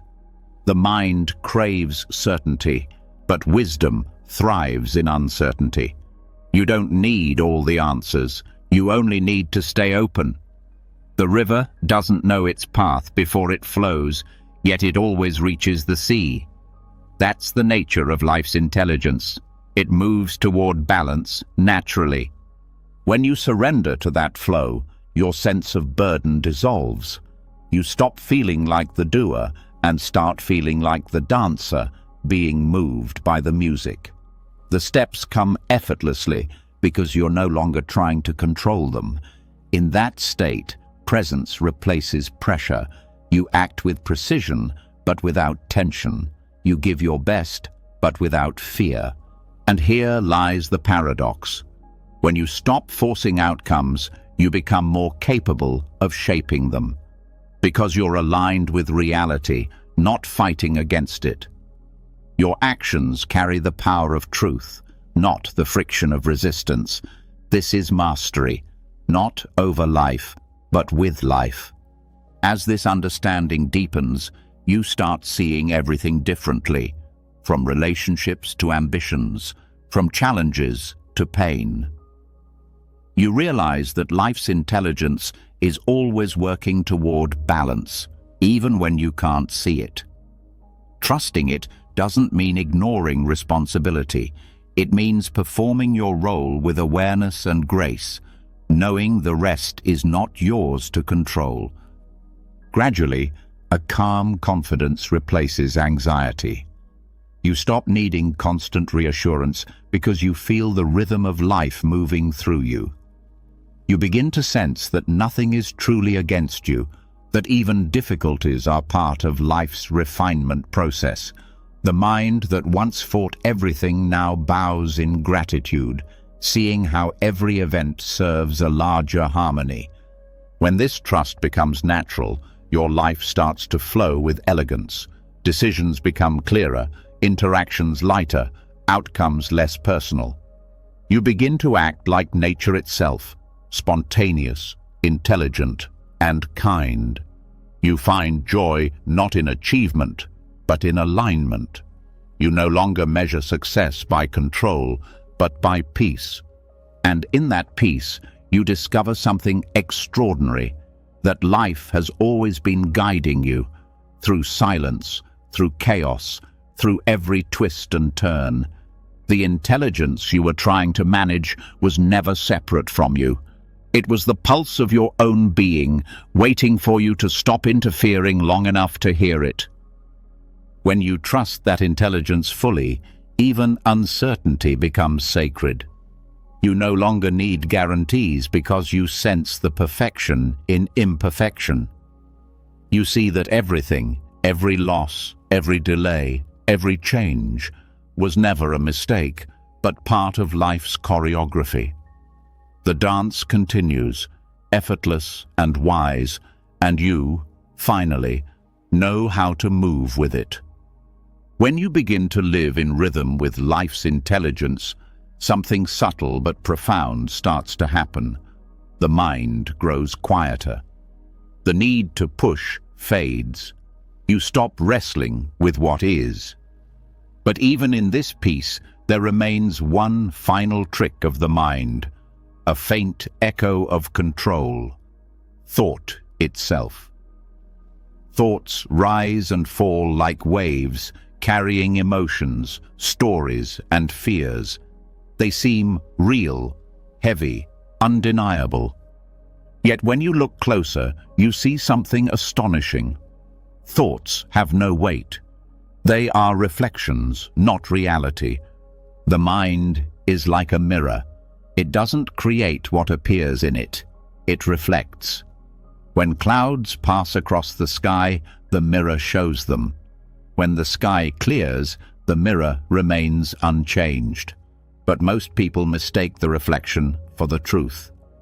A sad thought arises, and they believe they are sad. A fearful image appears, and they believe danger is near. They forget that thoughts are just ripples, temporary shapes on the surface of awareness. The Buddha called this illusion Maya, the tendency to mistake reflections for reality. This confusion is the root of worry. Worry is thought believed. It's the mind watching its own reflection and reacting as if it were something solid. A worried mind looks into the mirror of awareness and sees disaster, failure, loss. Then it panics, not realizing it's staring at its own projection. To free yourself from worry, you don't need to erase thoughts. You only need to see them as reflections. When you start observing the mind without identifying with it, a radical shift occurs. You realize there are two layers within you, the content of thought and the awareness that notices it. Awareness is like the mirror. Thought is the reflection. The mirror doesn't choose what appears, it simply allows. Clouds, sunlight, faces, all come and go, but the mirror remains untouched. That is your true nature, clear, open awareness that reflects everything but is stained by nothing. Most people, however, live trapped inside their reflections. They don't see thoughts as passing, they see them as truth. They say, "I am anxious," instead of "anxiety is present." This small difference in language points to an enormous difference in consciousness. One statement reinforces identity with thought, the other reveals awareness of it. When you stop saying, "I am my thoughts," and start saying, "I am aware of my thoughts," you begin to dissolve the illusion that keeps worry alive. Worry feeds on identification. The moment you believe a thought, you give it energy. You start to act as if it's real, and your body responds. Heart rate increases, breath shortens, muscles tense. The body doesn't know the difference between a real threat and an imagined one. It reacts to belief, not truth. This is why worry feels so physical. The body mirrors the mind. But when awareness steps in, the chain breaks. You can feel the tension and see it without adding story. The body begins to calm, and thought loses its hold. The practice of mirror awareness is not about suppressing thoughts, it's about watching them clearly. Meditation teaches this directly. When you sit quietly and observe, you begin to see thoughts arise like bubbles from the deep. They appear, linger, and dissolve. None of them stay. Even the most persistent thought fades when you stop feeding it. The more you observe, the more transparent they become. You start noticing their patterns, how certain emotions trigger them, how certain memories repeat them. The mind reveals its machinery, and once you see it, it loses its mystery. The mirror metaphor extends beyond meditation. In daily life, every reaction becomes an opportunity to practice awareness. Someone criticizes you, and the mind reflects hurt or anger. Instead of reacting, you pause and watch. This is hurt arising. The moment you label it without judgment, you separate awareness from content. You're no longer the reflection, you're the mirror. The emotion passes, but you remain clear. This is the beginning of freedom. Worry, by nature, thrives on resistance. The more you fight it, the more it grows. It's like struggling in quicksand. Every effort pulls you deeper. Mirror awareness offers another way. Instead of resisting, reflect. Let the thought appear. Let the feeling arise. Watch it as you would watch a bird cross the sky, present but passing. This act of seeing without grasping transforms worry from master to messenger. It shows you not what's wrong with life, but what the mind fears losing control over. This insight reveals an important truth. Thoughts don't have authority, they have momentum. A thought gains strength only through attention. When you repeatedly focus on a worry, it solidifies, gaining emotional gravity. But when you observe it without feeding it, it weakens. This is why mindfulness dissolves anxiety, not by solving problems, but by starving illusions. Awareness is like sunlight. When it shines on fear, the shadow disappears. You can experience this directly in small moments. When a worried thought arises, what if I fail? Pause. Feel the texture of that thought. Notice where it lands in your body. Perhaps your chest tightens or your stomach clenches. Now breathe and say silently, "This is just a thought." Watch it from a slight distance. In that instant, the thought loses some of its reality. It becomes one reflection among countless others. You've broken the trance. The mind's reflections are not enemies, they're signals. Each thought reveals something about the conditioning beneath it. Fearful thoughts show where trust is weak. Angry thoughts show where boundaries need clarity. Sad thoughts show where attachment still lingers. When you observe them as reflections, you can learn without drowning. You gain insight without suffering. This is the intelligence of awareness. It transforms reflection into wisdom. In Buddhism, this awareness is called sati, mindful presence. It's the ability to know what is happening while it happens, not to change it, not to analyze it, but simply to know. When mindfulness is strong, worry loses its power because it can no longer deceive you. The mind may still project fearful images, but awareness sees them as mirages. You start to smile at your own thoughts, the way you'd smile at a child playing pretend. One of the great misunderstandings of spiritual life is the belief that awakening means never having negative thoughts. In truth, awakening means you stop believing them. The mind continues its weather, clouds, storms, sunshine, but you no longer mistake weather for sky. You become the space that allows all patterns to move freely. This is the state of equanimity, not indifference, but vast acceptance. Seeing worry as reflection also changes your relationship with others. When someone triggers anxiety, instead of blaming them, you look inward. What part of me is being reflected here? Often, the world mirrors your inner state. The impatience you see in others may point to your own suppressed frustration. The judgment you perceive may reveal your own insecurity. Relationships become mirrors, showing what still needs to be seen. This understanding transforms conflict into practice. The beauty of this approach is that it removes blame from life.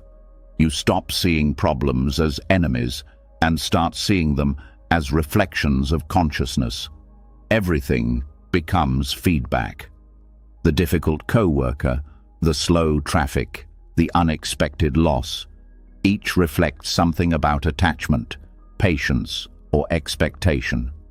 Awareness turns every event into a teacher. Life stops being something that happens to you and becomes something that happens for your awakening. This doesn't mean you tolerate injustice or neglect responsibility. Mirror awareness is not passive acceptance, it's clear seeing. You act when necessary, but from understanding, not from reactivity. When you see clearly, your actions become more effective because they're not clouded by projection. You're responding to reality, not reacting to reflection. This clarity also reveals how most anxiety is anticipation, thoughts about what might happen. But the future is the mind's favorite mirror. It reflects not reality, but imagination. You can spend hours worrying about events that never occur. The mind plays both roles, the painter and the frightened observer of its own painting. Awareness breaks this loop by grounding you in the present. Here, in this breath, the future doesn't exist. The body is calm, the air is steady. Every moment you return to now, the mirror clears. In practice, this means cultivating awareness not just during meditation, but throughout the day. When you eat, know that you are eating. When you walk, know that you are walking. These small acts of knowing reconnect you to presence, where worry cannot survive. Anxiety needs time and projection to live. Presence gives it neither. Another insight emerges when you observe thoughts long enough. They repeat. The same worries, the same fears, the same inner dialogues circle endlessly. The mind is a recycler of content, not a creator of truth. It reuses patterns to maintain a sense of continuity. Once you see this, you stop taking thoughts personally. You understand that worry isn't evidence of reality, it's the echo of habit. Like an old song that plays long after you've stopped liking it, it lingers until you stop listening. The mirror mind doesn't reject thought, it simply reflects without distortion. That means allowing everything to appear, joy, sorrow, anger, hope, without preference. When the mirror has no bias, it reflects truthfully. Awareness without resistance shows reality as it is, impermanent, interdependent, ever-changing. From that vision arises wisdom, the understanding that worry is not a warning, but an invitation to look deeper. This perspective also frees you from guilt about thinking itself.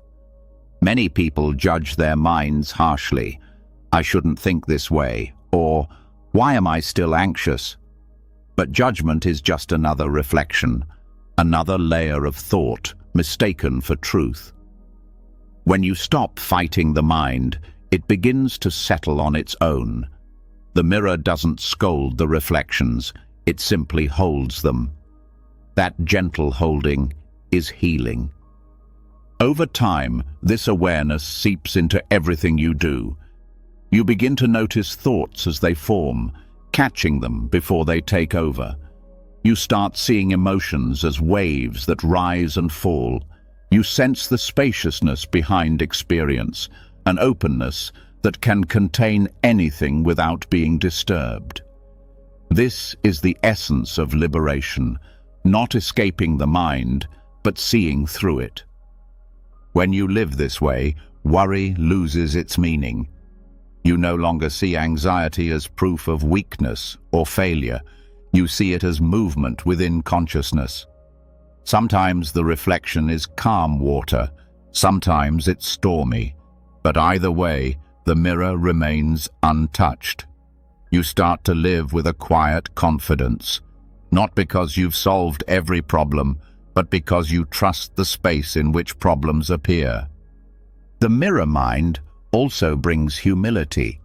You realize that even wisdom is a reflection. Insights come and go like clouds revealing sunlight. You no longer cling to being right, you just stay aware. You stop needing to win arguments, prove points, or convince others. You speak with clarity, but without aggression. The peace that arises from this non-defensiveness is profound. It's the peace of no self, where identity gives way to presence. In that presence, even worry becomes a kind of teacher. Each anxious thought reminds you to return to awareness. Each fear points back to the mirror. Over time, the mind learns to relax in its own transparency.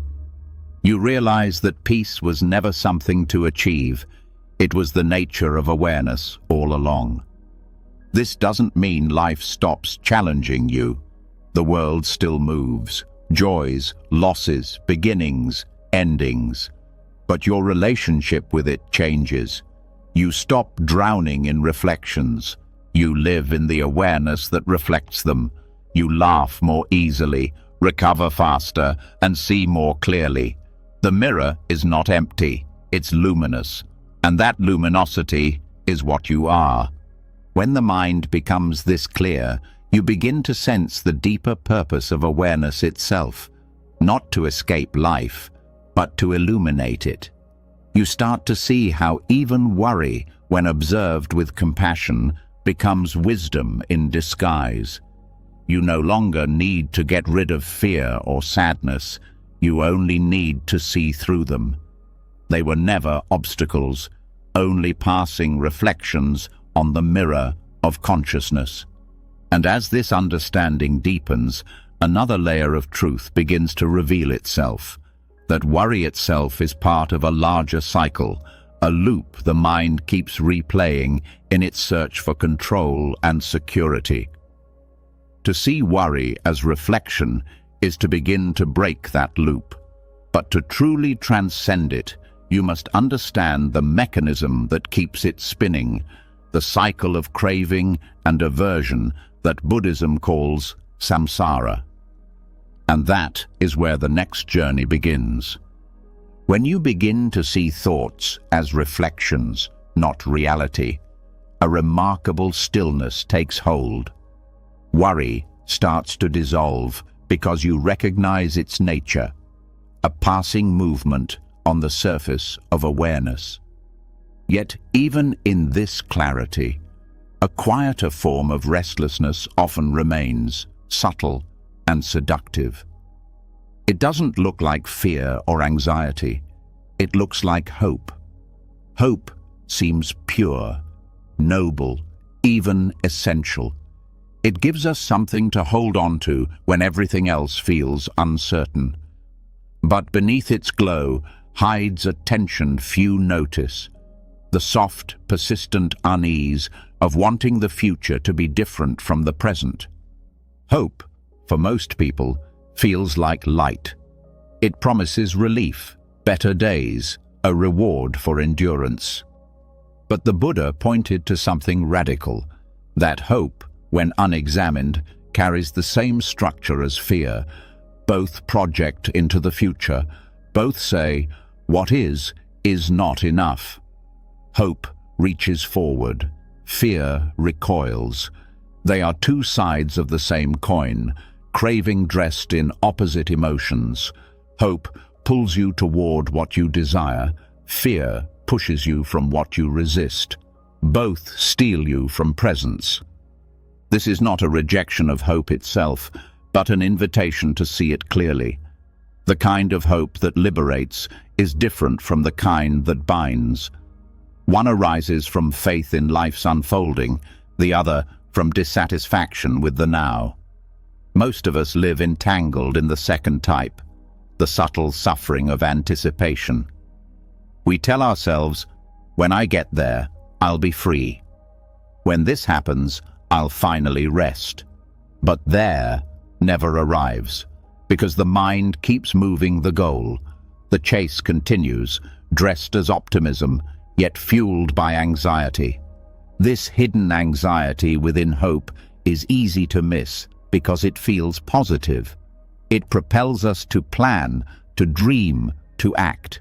But underneath is a whisper, not yet. That whisper breeds restlessness. Even when things go well, the mind leaps to the next improvement. You finish one goal and instantly start another. You tell yourself it's ambition, but if you look closely, it's discomfort with stillness, a quiet inability to be content with now. The Buddha described this as bhava tanha, the craving for becoming. It's subtler than desire for pleasure or avoidance of pain. It's the endless drive to be more successful, more peaceful, more spiritual, more loved. The world praises this drive as progress, but spiritually, it's exhaustion disguised as purpose. It keeps you moving endlessly toward a horizon that recedes with every step. To see the suffering hidden in hope, you have to look at its texture. When you hope for something, your mind leaves the present moment. It begins constructing images of how things should be. A healed body, a perfect relationship, a better version of yourself. Those images feel uplifting, but they quietly divide you. One part of you lives in the imagined future, while another stays in the imperfect now. The distance between the two becomes tension. That tension is what you call motivation, but in truth, it's dissatisfaction with what is. This doesn't mean giving up all goals or dreams. It means learning to aspire without anxiety, to move toward growth without the weight of needing the future to save you. This is what Buddhist teachers call equanimous aspiration. You can still wish for healing, success, or peace, but you no longer stake your happiness on them. You act with intention, but without attachment. You plant seeds, but you let go of the harvest. Equanimous aspiration is different from passive acceptance. It doesn't say, do nothing. It says, do what is right, then rest in what unfolds. It's not the death of hope. It's the purification of it. The hope that binds says, "I'll be happy when." The hope that frees says, "I trust this moment as it is." One reaches forward with grasping, the other stands still in faith. This shift changes everything. When you stop needing the future to fix you, the present becomes enough. You can still dream and plan, but your peace no longer depends on outcome. Whether things go well or fall apart, your inner state remains steady. That's real power, the ability to act fully without losing your center. To reach this state, you have to examine the subtle ways hope disguises attachment. You may think you're pursuing joy, but often you're running from discomfort. You may say you're aiming for growth, but secretly you're avoiding failure. Hope becomes a mask that hides fear. It says, "I'm striving for something beautiful," but beneath the beauty is the anxiety of not being enough as you are. Awareness of this pattern doesn't make hope disappear, it makes it transparent. You begin to use hope consciously rather than being used by it. This awareness also exposes the constant bargaining the mind does with life. It says, "I'll accept this pain, but only if it leads to something better," or "I'll be patient, but only if the reward is worth it."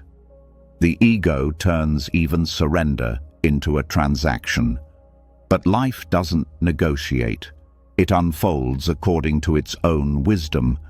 The moment you realize this, a strange peace appears, not because you got what you wanted, but because you no longer need to. This is where real freedom begins. Hope, when untangled from craving, becomes trust. You start to see that everything is already part of a greater balance.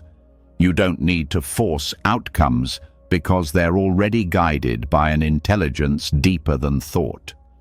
You can still act, still create, still dream, but you do it from fullness, not lack. Your hope becomes gentle, spacious, like wind filling a sail, not fire burning the fuel of restlessness. To reach this place, you must face the discomfort of hope's collapse. When the mind realizes it cannot control the future, it trembles. That trembling feels like despair at first. You may feel lost, unanchored, purposeless. But beneath that loss is liberation, the freedom from needing guarantees. Hope collapses only to reveal trust, just as a wave falls back into the ocean it never left. This surrender to uncertainty doesn't make you passive, it makes you alive. When you no longer demand that life meet your expectations, every moment becomes new. You start noticing small details that once went unseen: the rhythm of breath, the play of light, the sound of rain. Presence becomes your security. You stop asking, "What's next?" and start realizing, this is it. Even in grief or pain, this awareness transforms experience. Instead of hoping pain will end, you start listening to what it teaches. You stay with it without trying to rush it away. Paradoxically, the pain begins to move faster when you stop pushing it. Life knows how to heal itself if you stop interfering. Hope says, "I'll feel better when this is over." Awareness says, "This too is part of life's intelligence." This understanding brings gentleness to ambition. You can still work for change, but the energy behind your work shifts. You're no longer fighting against reality, you're cooperating with it. You act from joy, not desperation. When success comes, you appreciate it without clinging. When it fades, you let it go without despair. You realize that your peace doesn't depend on the outcome, only on alignment with truth. The anxiety hidden in hope often shows up in spiritual practice as well. Many seekers turn meditation, prayer, or study into another form of striving. They hope to achieve enlightenment, to finally find peace. But this very effort becomes a barrier. You can't chase stillness with a mind that's running. Awakening isn't a destination. It's the dropping of the search. It reveals itself when the mind stops demanding something more. In this way, spiritual hope becomes the final illusion to dissolve. You don't awaken because you've earned it. You awaken because you stop pretending you were ever asleep. The light of awareness was always present. Hope only delayed the recognition by projecting it into the future. When the seeker disappears, the sought is found, not as an event, but as a timeless truth. Seeing through hope also brings compassion for others. You start noticing how much suffering comes from chasing fulfillment, the endless race for achievement, approval, or meaning. People are not greedy or shallow, they're just scared. They're trying to fill a sense of incompleteness that hope keeps alive. When you see this clearly, you stop judging. You understand that everyone, including you, is learning to rest in what already is. Compassion replaces criticism. Patience replaces urgency. In daily life, this awareness shows up as small shifts. When you catch yourself saying, "I hope this goes well," you pause and add, "And if it doesn't, that's okay too." This simple addition breaks the chain of attachment. It turns hope into openness. You're still wishing for the best, but you're no longer afraid of the rest. This mindset frees enormous energy. What was once spent on worry now fuels creativity, humor, and clarity. Equanimous aspiration doesn't mean indifference. You still care deeply for your loved ones, your goals, your growth. But your care is steady, not frantic. You can give your best effort and still rest peacefully at night. You can love fully and still accept loss. This is not detachment, it's maturity. It's love without demand, effort without exhaustion. At the core of this transformation is trust. Trust not in circumstances, but in awareness itself. The same intelligence that regulates your heartbeat and turns seed into tree is guiding your path. When you align with that flow, you no longer need to chase outcomes.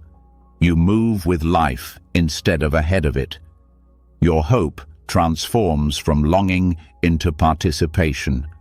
You stop waiting for happiness to arrive and start expressing it through every action. This state of trust is not something you reach once and keep forever. It's a living practice. The mind will still reach for hope, that's its habit. But each time you notice, you gently return to presence. You remind yourself, "I don't need the future to be complete, I am complete now." Slowly, hope becomes lighter, not an escape from the present, but a natural movement within it. To sustain this awareness, reflection is essential. At the end of each day, ask yourself, what was I hoping for today? What discomfort was I trying to avoid? This isn't self-criticism, it's curiosity. The answers reveal where attachment still hides. With each insight, you loosen the knot a little more. Over time, you start to live with less tension, less striving, less inner noise. When the anxiety of hope fades, gratitude naturally arises. You no longer look to the future for salvation. You find blessings where you stand. Ordinary moments become luminous. The sound of your breath, the warmth of tea, the touch of sunlight. You see that life has always been enough. You were simply too focused on tomorrow to notice. Gratitude becomes your default state, not as forced positivity, but as recognition of abundance that was always here. Even in uncertainty, this gratitude endures. The unknown no longer feels threatening because you see it as spacious. It holds infinite possibilities, not dangers. Hope once made you chase one possible future. Awareness lets you receive them all. Life stops being a path to somewhere else and becomes a dance unfolding step by step, perfectly incomplete. This realization is not the end of movement. It's the beginning of true flow. When you act without clinging, every gesture carries peace. When you plan without anxiety, every goal feels lighter. You stop measuring progress by distance from your dreams and start measuring it by depth of presence. The more you live this way, the more you discover a peace that doesn't depend on anything. Not success, not love, not even hope. In this space, life becomes simpler, not smaller. You can still dream, but your dreams don't imprison you. You can still aim high, but you're not afraid of falling. You move with purpose, not pressure, and because you're no longer running from now, every step feels alive. The greatest paradox is that when you stop clinging to hope, joy becomes effortless. You laugh more easily, forgive faster, rest deeper. Life doesn't need to fulfill your expectations anymore. It becomes fulfilling by itself. You realize that what you once called hope was a misunderstanding, mistaking the desire for peace as something to be achieved when it was simply waiting to be noticed. As this understanding ripens, you begin to sense something profound, that the cycle of craving and anticipation, of fear and hope, is the very heartbeat of samsara itself. To break free from this cycle, one must see how it repeats, how each hope births fear, and each fear fuels more desire. The next step is to uncover how this endless loop keeps the mind circling the same patterns of suffering, the worry habit itself taking shape as a modern form of samsara. When the mind begins to see through the cycle of hope and craving, the constant reaching forward slows. You no longer lean so heavily into the future, and the endless tension that once filled your chest begins to dissolve. Yet, as that stillness deepens, another discovery unfolds. There is a weight you've carried all along, hidden not in the future, but in the sense of self itself. The ego, subtle and persistent, survives every insight by finding new ways to assert its presence. It wants to own peace, to claim understanding, to preserve its shape. The path ahead isn't about fighting the ego, but learning to let it fade in small, ordinary ways, until what remains is simple awareness, unburdened and alive. Ego death sounds final and grand, yet in truth it happens in the smallest gestures, the quiet surrender of an argument, the choice to listen instead of correct, the willingness to release the need for praise. Each time you let go of being the center, something in you softens, a contraction loosens, a false certainty dies. These tiny dissolutions may sting for a second, but they leave behind a lightness, a kind of relief that no victory ever gives. It's the relief of no longer having to hold up the world. The ego thrives on tension. It feeds on opinion, judgment, and control. Every time you insist on being right, every time you defend a position, the ego grows denser. It wants to stand out, to be special, to assert its importance. But the more it insists, the more you separate yourself from life. You become an isolated fragment rather than part of the whole. Letting that identity soften is not loss, it's returning to flow. You begin to sense that peace doesn't come from winning the story, but from releasing it. These small releases are not philosophical, they are embodied. You feel them. A tightening in the chest when you're misunderstood, a rush of irritation when someone interrupts, a flash of pride when you're praised. These are moments when the ego appears in real time, asking to be noticed. Awareness of that movement is already the beginning of its dissolution. You don't need to fight the feeling or replace it with something better. You only need to see it clearly. Awareness exposes illusion, and what's exposed cannot stay solid for long. When you start watching closely, you realize the ego dies dozens of times a day. It dies when you laugh at yourself, when you forgive, when you choose silence over defense. It dies when you allow someone else's truth to exist beside your own.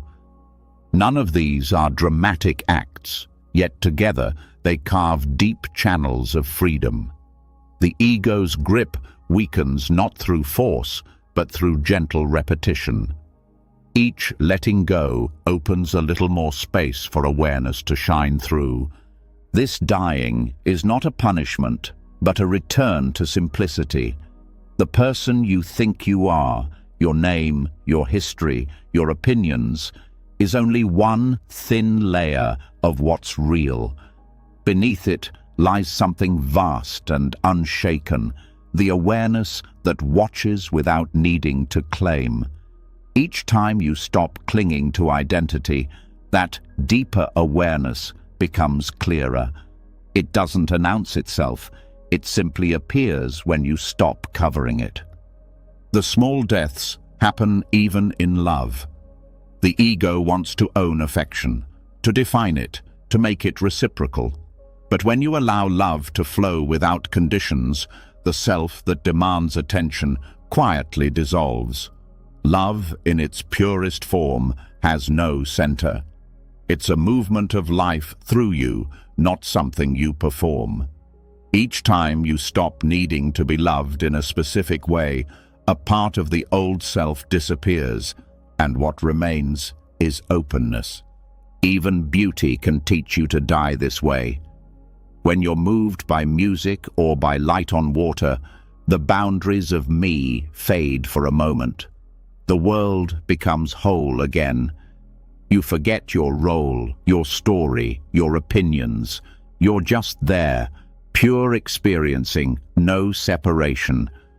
The ego returns soon after, trying to name the moment or keep it. But if you don't follow that impulse, you rest again in the same spaciousness. These are the joyful deaths, the dissolving that feels like expansion rather than loss. At first, this practice feels fragile. The ego's need for definition runs deep. It doesn't disappear overnight. It slowly loses its authority. You'll still find yourself arguing, judging, defending. That's not failure. It's another chance to see. Every contraction reveals a doorway back to awareness. The key is to pause before the story grows. Feel the resistance rise and watch what happens when you don't feed it. You'll notice how quickly emotion changes shape when it's not held by narrative. Anger softens, pride quiets, fear subsides. The self reforms more gently, less tightly bound. Daily life becomes the perfect training ground for this practice. When you're waiting in line, notice impatience. That's the ego insisting time owes you comfort. When someone disagrees with you, feel the urge to explain. That's the ego seeking validation. When plans change unexpectedly, observe the resistance. That's the ego fearing loss of control. Each moment of irritation or defense is an invitation to practice dying a little. not by force, but through recognition. The ego dies whenever you let something be as it is. To allow life its own rhythm is to step out of the center. When things don't unfold as you want, notice how quickly the mind constructs blame or comparison. It says, "This shouldn't be happening." But awareness sees that thought as another reflection passing through. When you stop identifying with it, you return to the stillness beneath the noise. This quiet letting be is one of the highest forms of surrender. Ego death is also present in forgiveness. To forgive is to release the self that clings to hurt. The ego keeps wounds alive because they give it shape. I was wronged. I am righteous. When you let the story drop, a part of you vanishes with it. Yet what remains is lighter. Forgiveness is not an act of virtue, but of liberation. It's one of the most powerful small deaths you can experience because it dissolves layers of identity built from pain. The same happens with humility. When you admit not knowing, the self that depends on being right disappears. You step into open awareness, where curiosity replaces certainty. The ego thrives on opinions. Humility starves it. This openness allows understanding to grow naturally without the strain of defending a position. It's not weakness. It's strength without aggression. As you practice, even failure becomes sacred. When plans crumble or pride is bruised, the ego faces its own mortality. It panics, but beneath that panic is opportunity. You can let the collapse reveal the vastness that remains untouched. The mind says, "I've lost." Awareness knows nothing was ever yours to lose. That recognition turns pain into insight. The self that emerges after such moments is quieter, wiser, less afraid of falling again. These micro-deaths also occur through simplicity. The more you simplify, the fewer structures the ego can hide behind. Complexity is often its armor, layers of activity, distraction, and identity. Simplicity removes the armor and exposes the raw truth of being. You begin to live more directly, speaking less, listening more, acting from clarity instead of compulsion. The absence of clutter, inner or outer, feels like breathing freely for the first time. In this process, resistance will arise as fatigue, boredom, or even pride in doing well. The ego can disguise itself as spirituality. I am someone who has transcended ego. Recognizing that thought as another mask is yet another death. Awareness keeps you honest. The moment you claim progress, pause. The one who claims is the one being undone. Every small death brings gratitude. You start noticing how much energy is released when you stop fighting to be someone. The body relaxes, the breath deepens, the constant background tension of self-concern fades.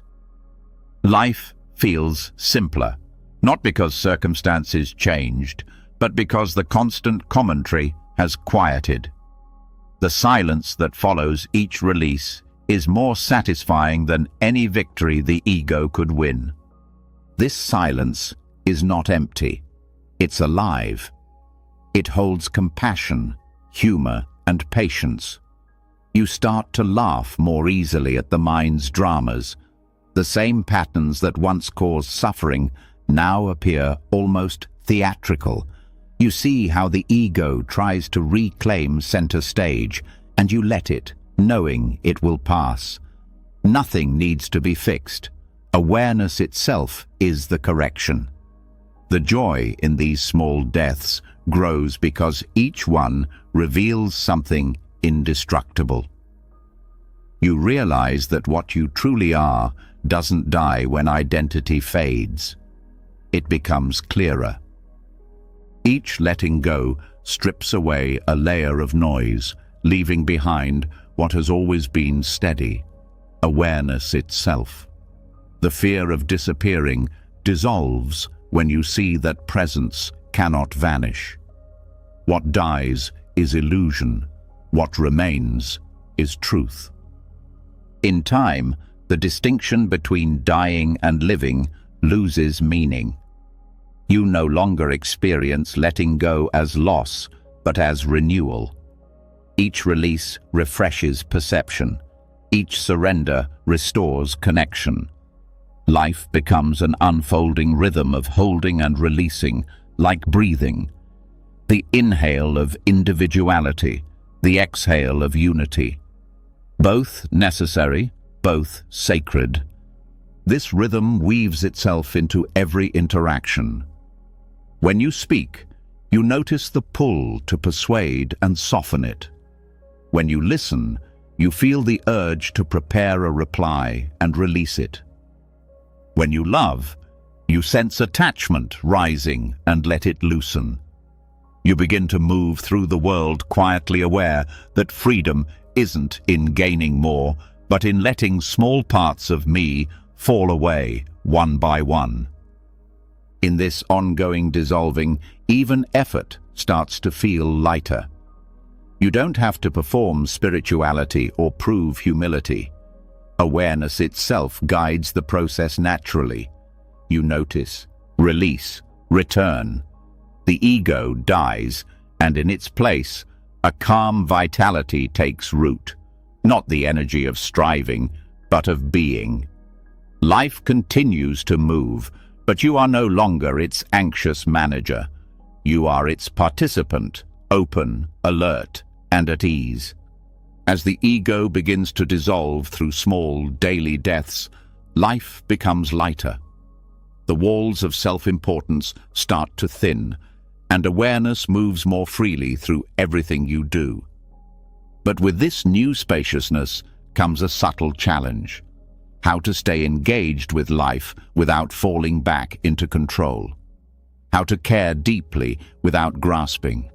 How to help, love, protect, and guide without turning those impulses into ownership or anxiety. This delicate equilibrium is the middle way between caring and control.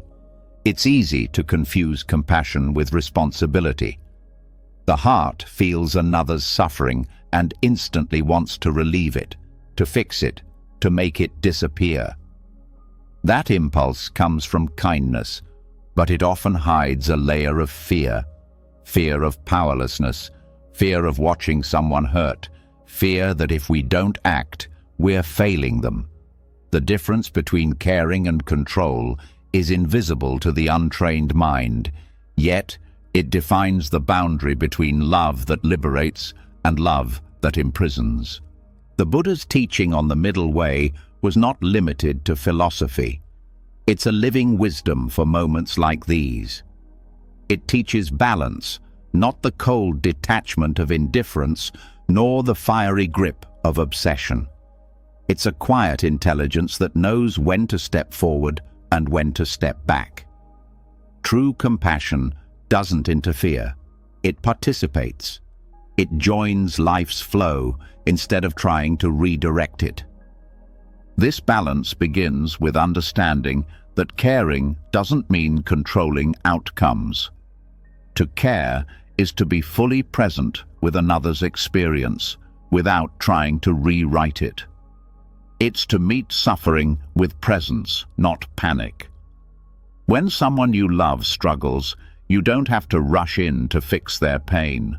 You can hold space for it, a space that allows their process to unfold naturally. That kind of care is more powerful than any solution because it honors the intelligence of the other person's journey. Control, on the other hand, arises when fear disguises itself as love. It says, "I just want what's best for you." But beneath that statement is an unspoken belief. I know better than life. It's the same ego we've been dissolving, now reappearing in a more virtuous costume. Control doesn't trust the timing of growth. It tries to accelerate it. It doesn't trust pain to teach. It tries to erase it. And in doing so, it robs others and ourselves of their natural unfolding. True caring accepts imperfection as part of wisdom. It doesn't demand that life conform to its schedule. When a friend suffers, the caring heart can sit quietly beside them, offering warmth without words. When a child makes mistakes, caring lets them learn through experience, even when it hurts to watch. When a plan falls apart, caring accepts it as part of life's pattern, not a failure to manage properly. This is compassion that breathes instead of tightens, love that trusts instead of fears. The balance between caring and control is tested most in relationships. You want the people you love to be safe, to choose wisely, to avoid pain, but their life belongs to them, not to your expectations. When you interfere with their path, even with good intentions, you unconsciously send a message: I don't believe you can handle this. The deeper truth of love is faith. Faith that the same intelligence guiding your growth guides theirs too. This understanding transforms how you help others. Instead of rescuing, you begin to support.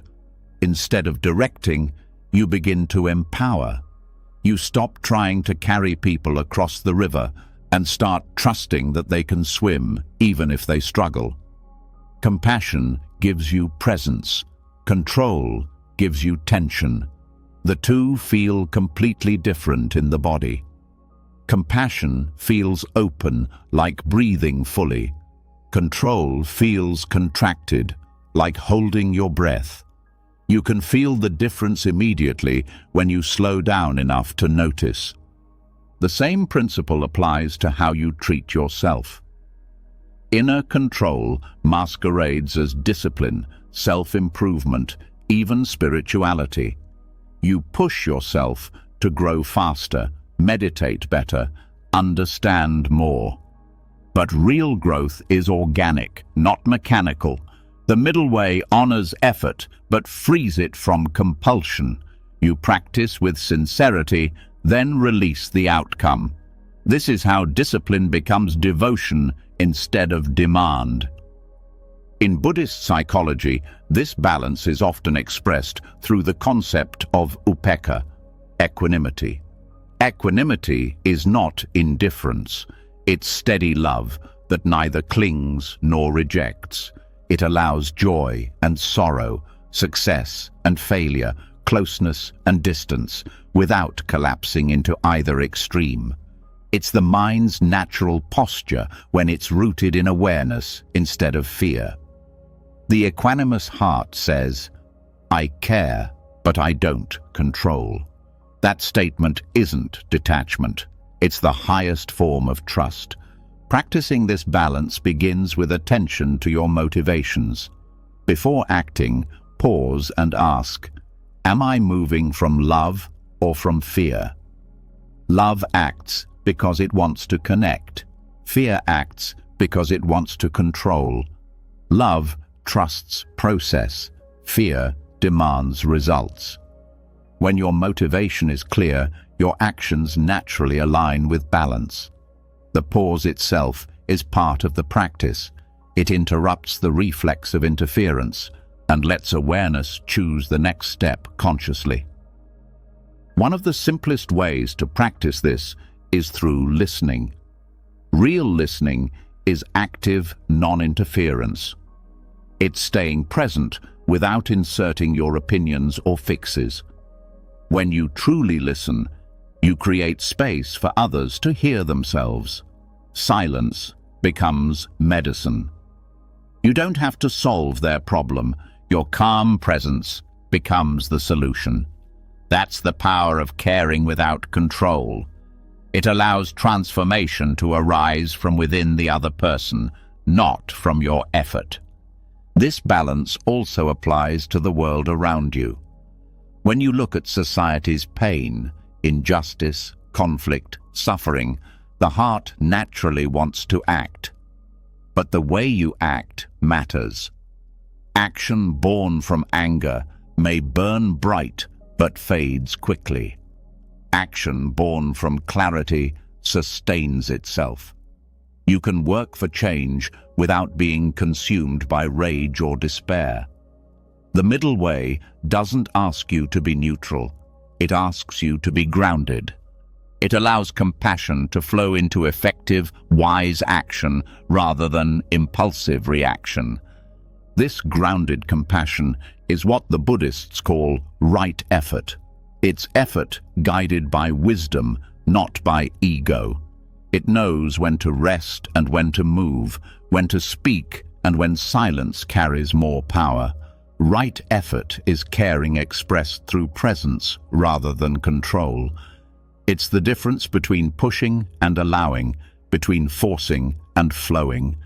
Learning this balance often requires unlearning emotional habits. Many people were raised to equate love with worry, to believe that constant anxiety for others is proof of care. But worry doesn't protect anyone. It only drains energy. Worry says, I must hold everything together. Compassion says, everything belongs to the flow of life. When you shift from worry to compassion, your energy becomes healing instead of heavy. You start supporting others without carrying them. The same principle applies to leadership, parenting, and community work. Whether you're guiding a team, raising a child, or helping a friend, control limits what others can become. When you allow space, you create trust. You let people learn through their own choices. You remain present without dominating. The result is growth, not forced, but natural. This art of balanced caring also heals burnout. Constant fixing and managing exhaust the nervous system. You give and give until your empathy turns to depletion. But when you practice caring without control, you draw from a deeper well. You no longer rely on personal willpower alone. You align with the flow of life itself. Giving becomes replenishing because it no longer drains you. You offer energy, but it passes through you rather than being taken from you. To embody this, notice when your care starts to turn into tension. Maybe you're helping someone and suddenly feel frustrated that they don't change fast enough. That's the moment the ego takes over, turning compassion into control. Pause there. Feel the contraction. Then breathe into it and release. Remind yourself, my role is to support, not to steer. That breath resets the balance. It brings the mind back to presence instead of projection. Even in spiritual practice, this balance is essential. You can care about awakening so much that it becomes another form of control, an obsession with results, an identity built around being spiritual. True practice drops this fixation. It allows insight to ripen naturally. You show up to each moment, do what needs to be done, and trust that growth happens on its own timeline. Effort remains, but it's clean, unforced. This same wisdom applies to how you relate to emotions. Many people try to control their feelings, labeling some as good and others as bad. But emotions are waves. They move and change when allowed to. Trying to suppress sadness or force joy only creates inner conflict. The middle way is to feel everything fully without becoming lost in it. You can let sadness be sadness, anger be anger, joy be joy, and still remain anchored in awareness. Emotional intelligence grows from this gentle acceptance. Over time, the distinction between caring and control becomes intuitive. You start to feel the difference in your body. When you're aligned with care, there's spaciousness and calm. When you slip into control, there's tightness, impatience, and fatigue. The body becomes a compass for the soul's balance. Listening to it prevents you from drifting into extremes. This understanding also transforms forgiveness. Control wants to dictate how others should behave, even in hindsight. It clings to resentment as a form of moral superiority. But caring without control allows release. It says, "I wish you well, even if you never see what I see." That's not weakness, it's freedom. You free yourself from the burden of changing others and return to peace. The same principle extends to the natural world. Humanity's collective anxiety about the planet often manifests as control, forcing solutions without understanding interdependence.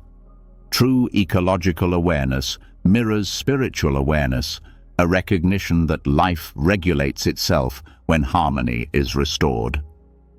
We act wisely not by dominating nature, but by cooperating with its intelligence. This is compassion applied to the earth, engaged but not controlling. On a deeper level, this middle way reflects how awareness itself functions. Awareness doesn't manipulate what it perceives. It doesn't judge, fix, or resist. It allows all experience, pleasant and painful, joyful and difficult, to appear and pass. That's why awareness feels so peaceful. It cares without controlling. When your mind starts to mirror that quality, you live with the same grace. Life continues to move, but you're no longer caught in every motion. Living this way doesn't make you passive. It makes you wise. You act where action is natural, not where anxiety demands it. You speak when words bring clarity, not when silence would heal more. You stop confusing busyness with effectiveness and start seeing that calm presence often does more than frantic effort ever could. In this balance, compassion matures. It becomes vast but grounded, an open heart guided by a steady mind. You can hold someone's pain without drowning in it. You can give help without needing gratitude. You can lead without domination and follow without submission. Every act of care becomes lighter, freer, more truthful. The middle way between caring and control is not a line to walk once, but a living rhythm that must be felt in each moment. Some days it leans toward action, others toward stillness. Some moments call for intervention, others for patience. The wisdom lies in sensing which is which. The more you trust awareness, the more that sensing becomes natural. It's not calculation, it's attunement. Through this attunement, life becomes a dialogue rather than a monologue. You're no longer trying to impose your will, you're listening to the current of existence and responding in harmony. You care deeply, yet your care doesn't suffocate. You love fully, yet your love doesn't bind. You give completely, yet your giving leaves you whole. This is compassion in balance, the effortless grace of being present without control, where love breathes freely and peace sustains itself. When caring becomes free from control, the heart settles into a rare kind of quiet. You start to feel the ease that comes from acting without attachment, helping without exhaustion, and loving without fear. Yet, even as balance deepens, something persistent lingers in the background, the hum of habitual thinking, the pull of anxiety that returns no matter how many insights you've had. You wake with a calm mind, but by afternoon, the same loops begin, replaying, predicting, worrying.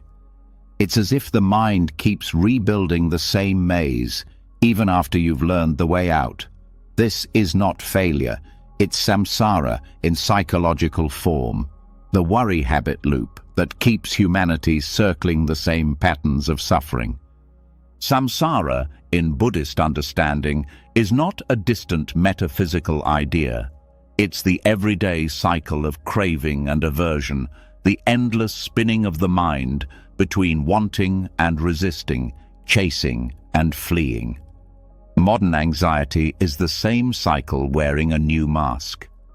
It's the constant turning of thought, fueled by desire for safety and resistance to uncertainty.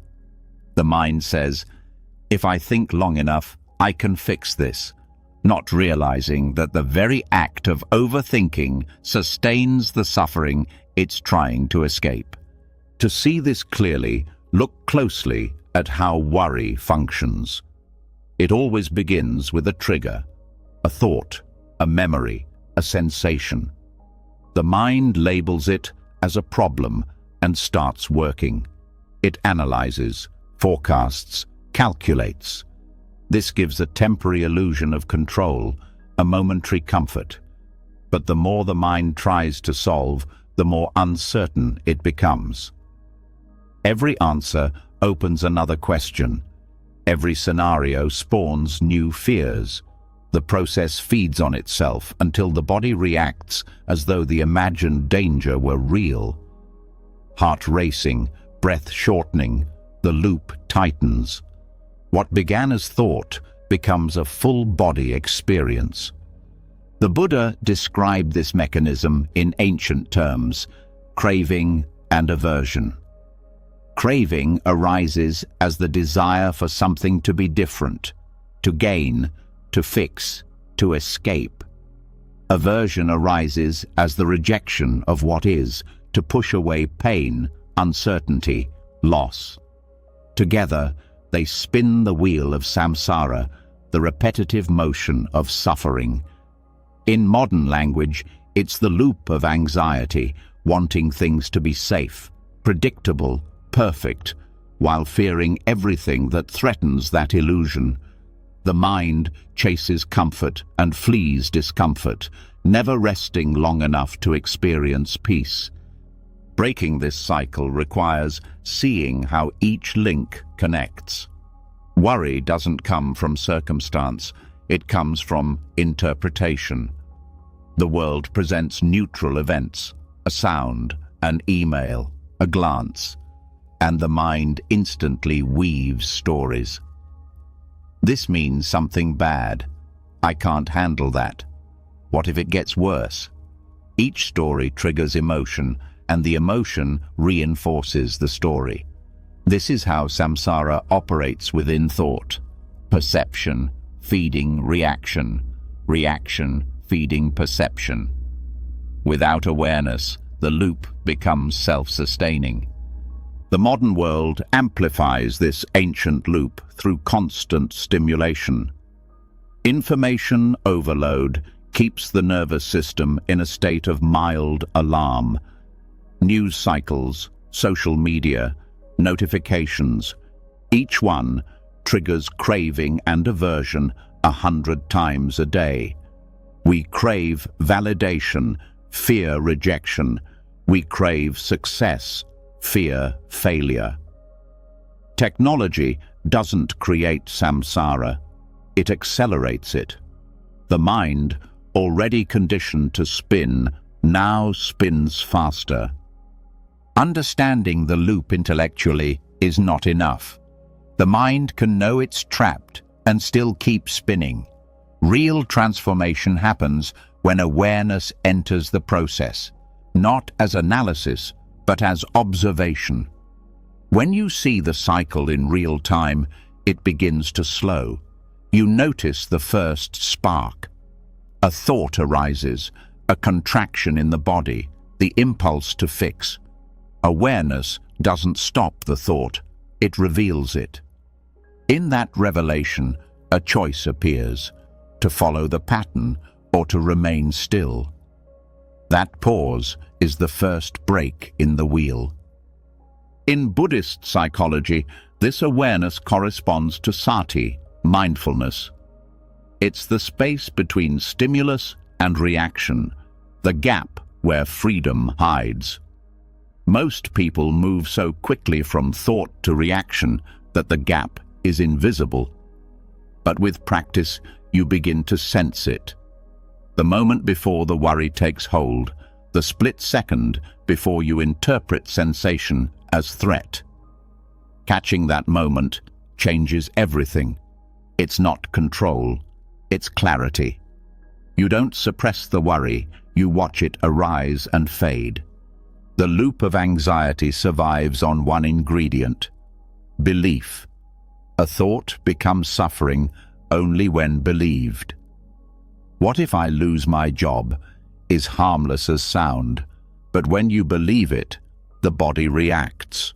The muscles tense, the heart speeds up, the mind races. Belief is the glue of samsara. When awareness sees the thought as thought, the glue dissolves. The mind can still think, but the heart no longer contracts. This practice reveals how much of our distress is self-created. The outer world rarely changes as fast as the inner one does. A single email can send the mind spinning for hours, creating scenarios that never occur. The suffering feels real because the body experiences the emotion as if the event already happened. This is psychological samsara. Rebirth after rebirth inside thought. You die into one story only to wake in another, endlessly. To escape this cycle, you don't need to eliminate thoughts. You need to stop being reborn in each one. Every time a thought arises and you identify with it, this is me, this is my problem, you're reborn into another life of suffering, another round of worry. But when you see the thought and remain the observer, you stay unbound. Thoughts continue, but you're no longer inside them. You've stepped off the wheel. Breaking the worry loop also means changing your relationship with discomfort. Worry is avoidance disguised as care. It's the mind's way of not feeling uncertainty. Instead of sitting in unease, it runs simulations of possible outcomes. But unease is not the enemy, it's the teacher. When you stay present with discomfort, it loses its power.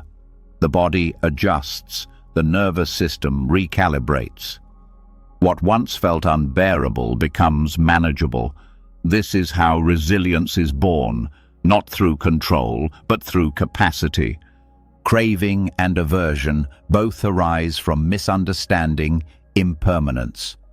The mind assumes that feelings are fixed, that fear will last forever, that pain will overwhelm us.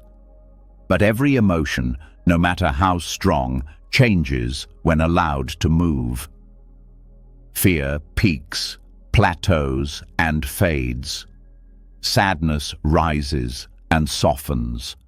The loop of suffering continues only because the mind interrupts this natural flow. It resists or clings. Awareness restores motion. By letting emotions complete their course, you allow samsara to dissolve within the moment. Modern psychology echoes this truth through concepts like exposure and acceptance. Avoidance strengthens fear, presence dissolves it. Every time you allow yourself to experience a difficult emotion without reacting, you weaken the link of aversion. Each moment of surrender breaks one spoke of the wheel. Over time, you realize that fear was never the enemy. Resistance was. Another link in the worry habit is identification with the thinker. The mind produces thought automatically, but the ego claims ownership. I am thinking.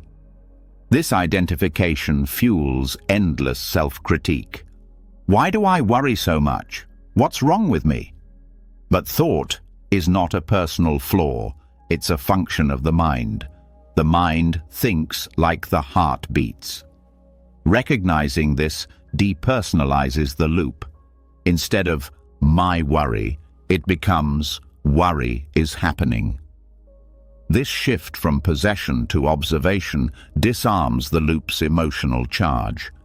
It's important to understand that samsara doesn't end because life becomes perfect. It ends because you stop reacting to imperfection as if it were abnormal. When difficulties arise, the ego says, "This shouldn't be happening." Awareness says, "This too belongs." Acceptance doesn't mean liking pain, it means recognizing it as part of the flow. When nothing is rejected, the cycle has no momentum. Craving and aversion cannot survive in wholeness.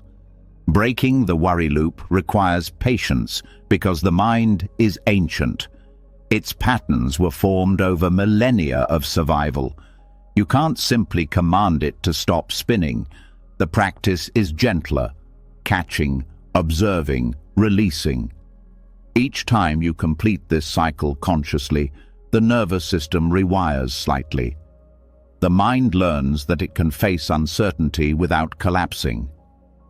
This rewiring is modern neuroscience confirming ancient Dharma. Awareness changes the brain's habitual pathways, loosening the grip of fear.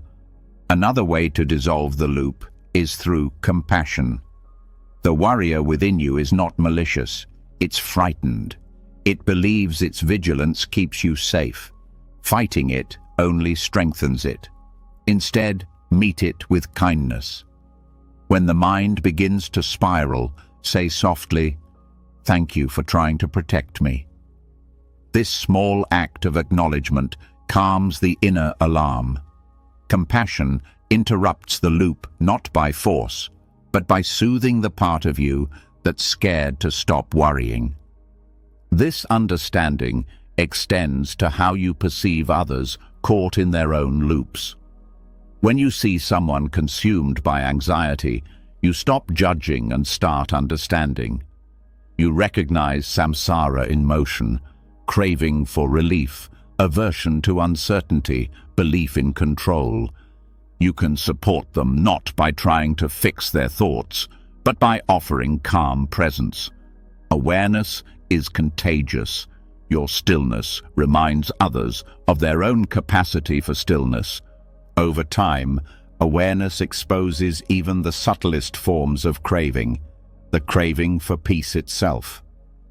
The mind can turn liberation into another goal. If I meditate enough, I'll be free. But freedom doesn't come from trying to escape samsara. It comes from seeing it clearly. When you no longer resist the loop, it stops being a prison and becomes a rhythm, movement within stillness. You realize that the wheel was never separate from awareness. It was awareness spinning in disguise. This recognition transforms how you relate to thought itself. You stop fearing the return of worry. Thoughts still come, but they no longer threaten you. You meet them as passing weather, real enough to feel, but not to believe. The mind's storms lose their violence when you know you are the sky.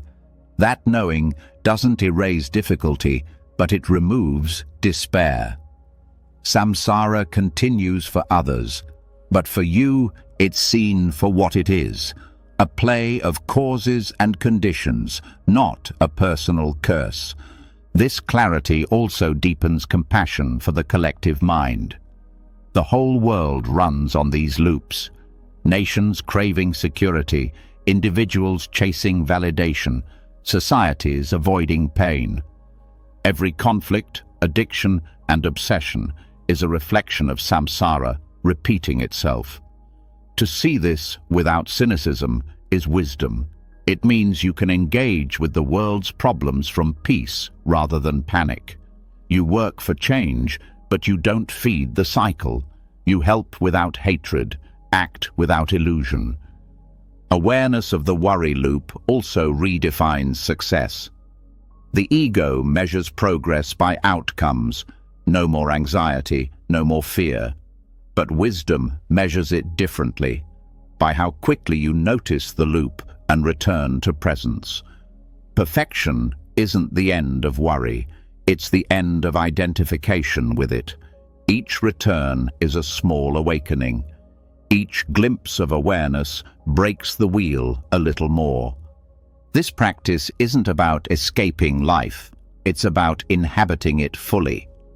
The mind still plans, loves, fears, and dreams, but you remain the witness. You see the movement of samsara as part of the dance of existence, no longer something to conquer. Even worry becomes a teacher, a bell that rings whenever you forget the present moment. Each time it rings, you wake a little more, and as this awareness stabilizes, the mind's spinning starts to feel lighter. Thoughts still arise, but they pass through like reflections on clear water. The old loops lose their gravity because craving and aversion have lost their roots. What remains is presence, simple, steady, alive. The wheel of samsara keeps turning in the world, but within you, something has stopped. You no longer revolve around fear or desire. You rest in the still point at the center, where freedom has always been. As the cycles of worry and craving lose their power, awareness begins to open like a sky after long rain. The storms of thought still come and go, but they no longer define you. You start to notice something extraordinary, that even though the world outside changes endlessly, your experience of peace or distress depends less on the events themselves and more on the state of your inner atmosphere. There are days when nothing terrible happens, yet the heart feels heavy. Other times, the same challenges arrive, but they pass through you like wind through leaves. What changed was not life, but your inner climate. This recognition marks a turning point. You begin to see that emotional life follows the same laws as nature. Moods shift like seasons.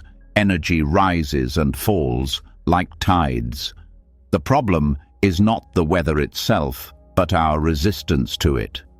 Most people live like travelers without shelter, constantly reacting to every change in emotional temperature. When joy appears, they chase it. When sadness arrives, they run. The constant chasing and fleeing keep the heart in turmoil. True peace begins when you learn not to control the weather, but to regulate your inner climate, to create a steady warmth of awareness that remains stable no matter what storms pass through. Emotions are not enemies to be conquered. They are signals of movement, the atmosphere of consciousness. Just as the sky holds both sunlight and storm without preference, awareness can hold all emotions without collapsing into them. Learning this art is not suppression, it's regulation, the capacity to respond instead of react. It's how you move from being tossed by emotional winds to sailing with them. The first step in transforming emotional climate is awareness of pattern. Every emotion follows a rhythm, a rising, a peak, a dissolution. Most people interrupt this rhythm by reacting too soon. Anger arises and is expressed immediately.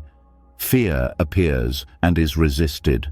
Joy surfaces and is grasped tightly. In each case, the emotion never completes its natural arc. It gets trapped, stored in the body, waiting to be released. Over time, these incomplete cycles form emotional residue, the inner equivalent of pollution. Awareness clears this build-up by allowing emotions to move through fully without interference. To understand this process, observe your emotions throughout the day. Notice not only what you feel, but how long it lasts, how it moves, where it lives in the body. You'll begin to see that emotions are not permanent states, but waves. The problem arises when the mind identifies with the wave. I am angry, I am anxious, instead of recognizing anger is passing through, anxiety is arising. The difference seems small, but it transforms your relationship with inner experience. You shift from being weather to being climate, from turbulence to steady awareness. Regulating emotional climate doesn't mean staying calm all the time. It means holding a stable base of consciousness from which all emotions can be felt safely. You stop dividing feelings into good and bad. You start treating each one as information, an internal message about your state of alignment. Anger, for instance, isn't evil. It signals that something feels out of balance or violated. Sadness isn't weakness. It points to loss or unmet depth. Joy isn't a prize. It's a sign that you're connected to flow. When you interpret emotions as teachers rather than problems, they become part of wisdom rather than obstacles to it. The body is the entry point to this awareness. Every emotion has a physical counterpart: tension, heat, heaviness, expansion. The mind spins stories, but the body tells the truth. When emotional weather feels overwhelming, shift attention from thought to sensation. Feel where the storm gathers. Maybe the chest tightens, the stomach knots, the throat constricts. Breathe into that space without analysis. The breath becomes a bridge between the turbulence of emotion and the stillness of awareness. This is how regulation begins, not by controlling feeling, but by allowing the body to ground it. Breathing practices from Buddhist and yogic traditions serve as tools for this. When you sense emotional heat rising, anger, frustration, impatience, lengthen the exhale. It activates the parasympathetic system, cooling the internal climate. When sadness or dullness settles like fog, deepen the inhale. It brings vitality back to the body. These small adjustments are powerful because they work through physiology, not willpower. You're not fighting emotion, you're restoring balance. Beyond breath, posture affects emotional weather. When anxiety strikes, the body curls inward, shoulders tighten, head lowers. This physical stance tells the brain that danger is near, reinforcing the emotional storm. Straightening the spine and relaxing the jaw can break the feedback loop. The body teaches the mind safety. Regulation is embodied awareness. The way you hold yourself determines the quality of your inner sky. Still, techniques alone are not enough. Lasting transformation comes from insight, understanding the impermanent nature of emotions themselves. When you truly see that every feeling changes, you stop clinging to pleasure and fearing pain.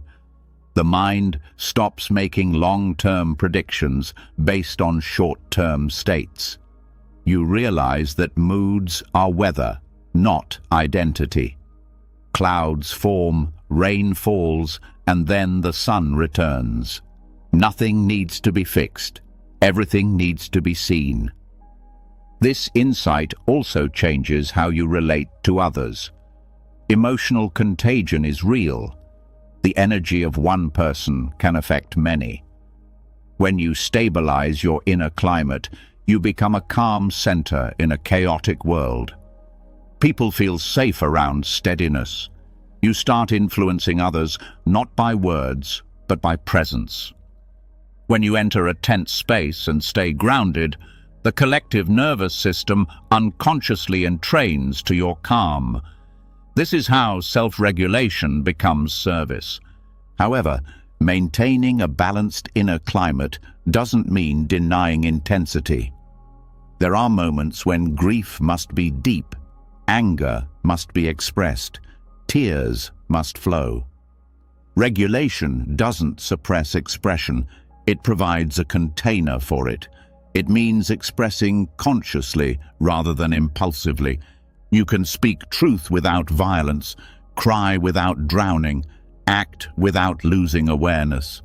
Each emotion, when honored rather than dramatized, purifies itself. To refine this skill, it helps to see emotions as weather systems with predictable conditions. Some people live in constant internal winter, contracted, cautious, defensive. Others stay in perpetual summer, bright but restless, unable to pause.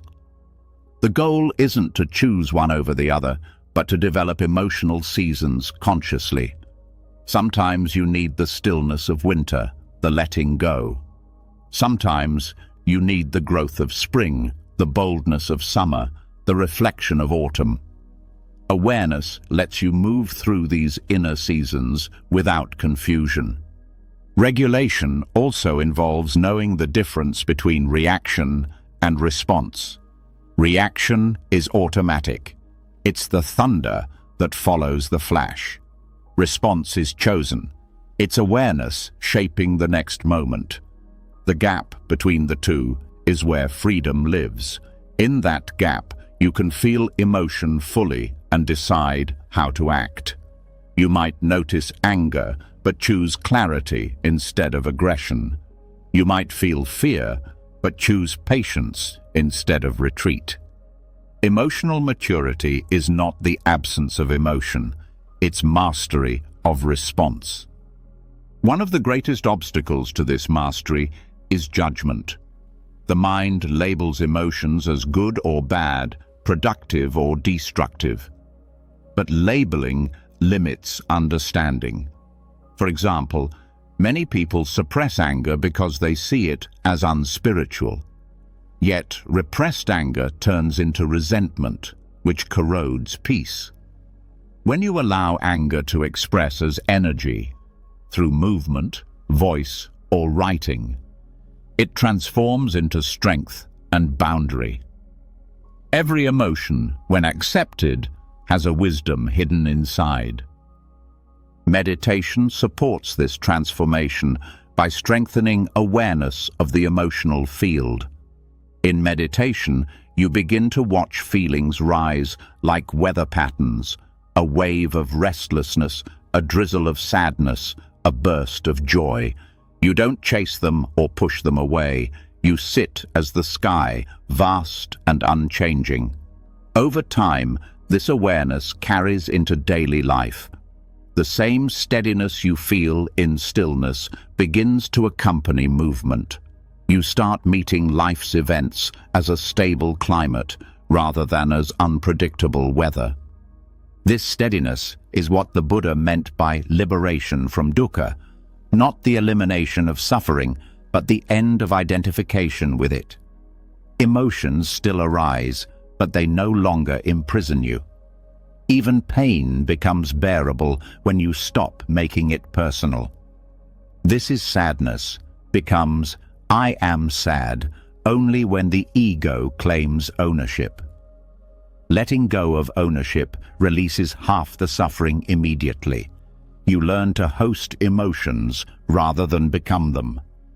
Regulating inner climate also requires nourishment. The emotional system, like the physical one, needs rest, reflection, and care. When you're exhausted, regulation becomes impossible.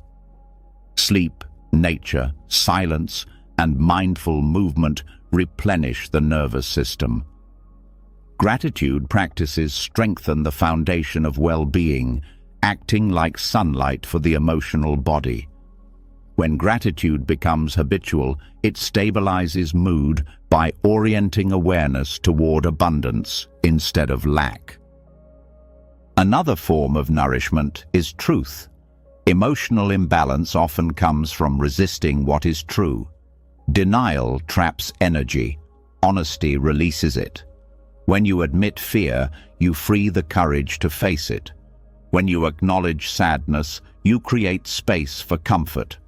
Truth allows the emotional weather to clear naturally. Pretending to be fine only deepens turbulence. Authenticity, even when messy, aligns you with reality, and reality is always stable beneath appearances. Over time, regulating emotional weather turns into a form of artistry. You start sensing subtle shifts, a tone of impatience, a trace of jealousy, a drop in enthusiasm, before they become storms. You learn to adjust early, a few breaths, a pause, a kind word to yourself.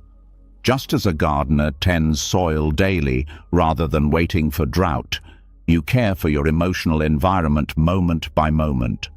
Prevention becomes easier than repair. You also begin to sense collective emotional climates, workplaces charged with tension, families vibrating with unspoken fear, cities pulsing with anxiety. Instead of being absorbed by them, you hold presence as an anchor. You contribute clarity without absorbing confusion. You respond with empathy but maintain boundaries.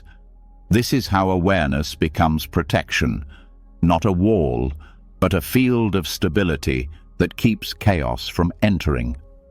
Eventually, you stop seeing emotions as separate from awareness at all. They are waves on the same ocean, expressions of energy moving through form. You no longer need to manage them constantly because they regulate themselves within your stillness. Like wind passing through open space, emotion moves cleanly, leaving no residue.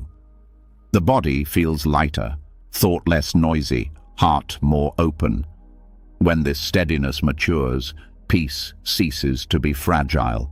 You can face difficult people, unpredictable situations, even loss, without losing balance. The world remains as it is, changing, imperfect, alive, but within you there's a climate of gentle equanimity. This doesn't make life dull, it makes it vivid. You feel more, not less, because you're not afraid to feel. Each emotion becomes texture, each moment a new shade of sky. Emotional regulation, then, is not about becoming neutral, but about becoming vast enough to contain everything. The more space awareness holds, the less turbulence can dominate. Your calm becomes inclusive, not exclusive. Joy and grief, excitement and fatigue, all are welcome. This inclusiveness is freedom, not detachment. You no longer need to control the forecast because you trust the stability of your own atmosphere. Through this inner stability, compassion deepens. You begin to see that everyone's emotional weather is temporary, even the storms of those who hurt you. Anger in another is just thunder seeking release. Fear is fog needing warmth. When you understand this, you stop taking things personally. You meet others' storms with empathy rather than resistance. In doing so, you help regulate the collective climate, one calm presence at a time. As awareness continues to expand, the emotional landscape grows quiet without becoming empty. Feelings still rise, but they pass gently, leaving clarity behind. Life keeps changing, but within you there's a consistency, a sky that no longer fears clouds. This inner climate isn't about perfection, It's about harmony. It's about knowing that peace isn't the absence of weather, but the art of staying centered through it. When the inner climate begins to stabilize, something extraordinary becomes visible. The hidden patterns that once seemed chaotic now reveal their purpose. The storms that used to feel meaningless start to show rhythm and intelligence. You begin to see that even pain, loss, and discomfort have their place in the great balance of life. They are not intruders in your peace, they are part of its making. And yet, this recognition is not easy. The heart naturally resists what hurts. It craves warmth and avoids cold, seeks pleasure and rejects pain. But what if the deepest form of gratitude doesn't come from what pleases you, but from what challenges you? What if the path to wisdom runs directly through the landscape of suffering, not around it? The Buddha taught that dukkha, the unsatisfactoriness woven into existence, is not a mistake to be corrected, but a teacher to be studied. It's not punishment, but instruction. Most people hear life is suffering and assume Buddhism is pessimistic. In truth, it's deeply optimistic because it sees suffering as the doorway to awakening. Without friction, there is no transformation. Without imperfection, no humility. Without loss, no love deep enough to transcend possession. The practice of gratitude beyond preference is learning to thank life not only for what comforts you, but for what breaks you open. Ordinary gratitude is conditional. It says, "I'm thankful because things are good."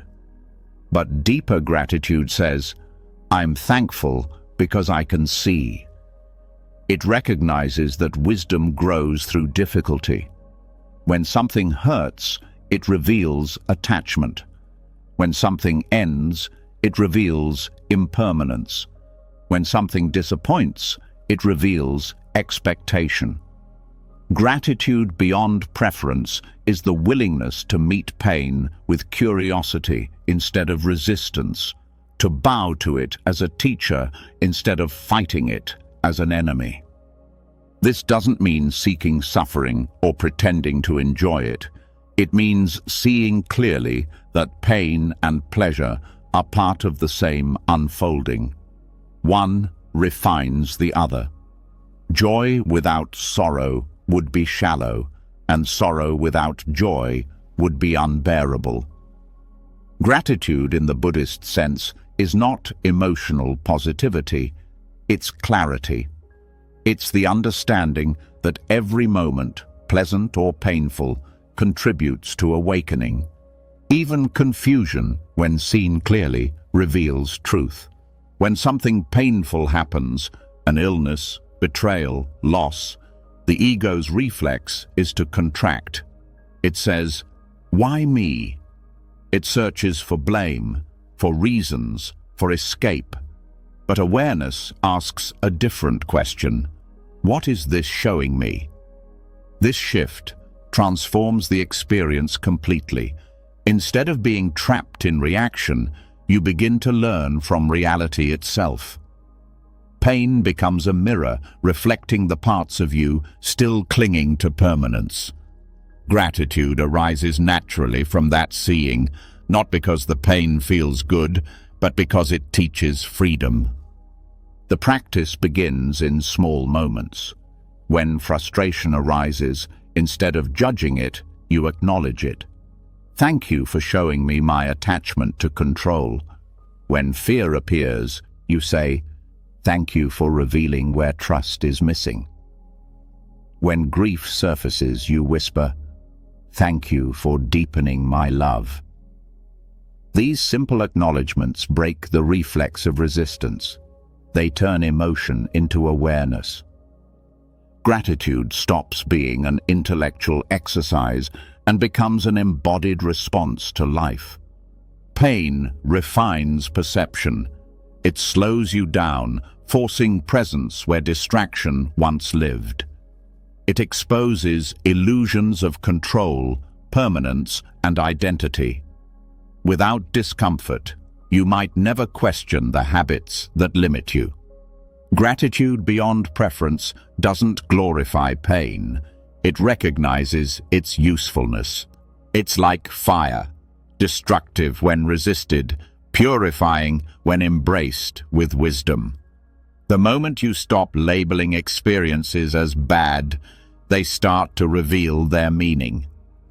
Buddhist teachings often compare suffering to the grit that polishes a jewel. The jewel is awareness.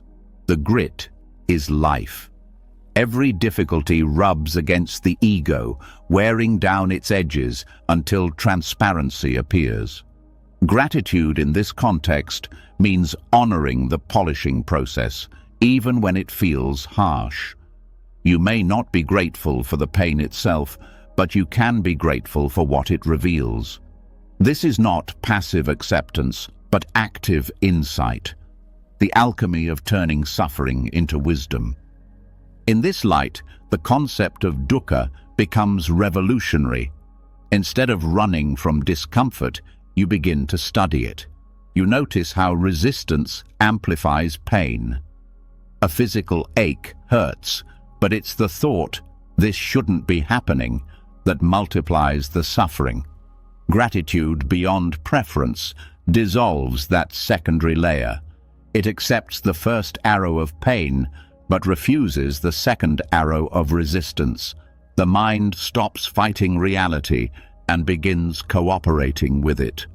To cultivate this gratitude, mindfulness is essential. When pain arises, bring full attention to it, not as a problem to fix, but as energy to feel. Watch how the mind contracts around it, how it builds stories of injustice or fear. Then bring attention back to the raw sensation, the tightness, the heat, the trembling. Awareness itself has healing power. The more you stay with direct experience, the more the story loses its grip. The heart opens to the simple fact of being alive, even in difficulty. This openness reveals compassion, first for yourself, then for others. When you see how deeply pain can teach, you stop judging those who suffer. You understand that every being is walking through their own fires of transformation. Gratitude for your own trials naturally expands into empathy for the collective. You begin to see the shared humanity in suffering, the universal longing for relief, love, and understanding. Gratitude transforms from a personal feeling into a recognition of interconnectedness. There's a quiet dignity that arises when you stop rejecting pain. You no longer waste energy pretending to be invulnerable. You can meet life honestly with both tenderness and strength. Gratitude beyond preference doesn't make you passive, it makes you resilient. It's not about giving up on change, it's about changing from wisdom instead of fear. When you accept reality fully, your actions become aligned, not reactive. In the depths of grief or loss, this practice becomes both the hardest and the most transformative. When someone you love is gone, gratitude feels impossible. But over time, awareness softens the edges. The grief that once felt like destruction becomes a form of connection, a reminder that love itself doesn't die. You start to feel gratitude for having loved at all, for having felt deeply enough to mourn. The pain becomes proof of life, a silent teacher of compassion. This kind of gratitude cannot be forced. It arises naturally when resistance dissolves. The mind may rebel at first, saying, "I can't be thankful for this." That's fine.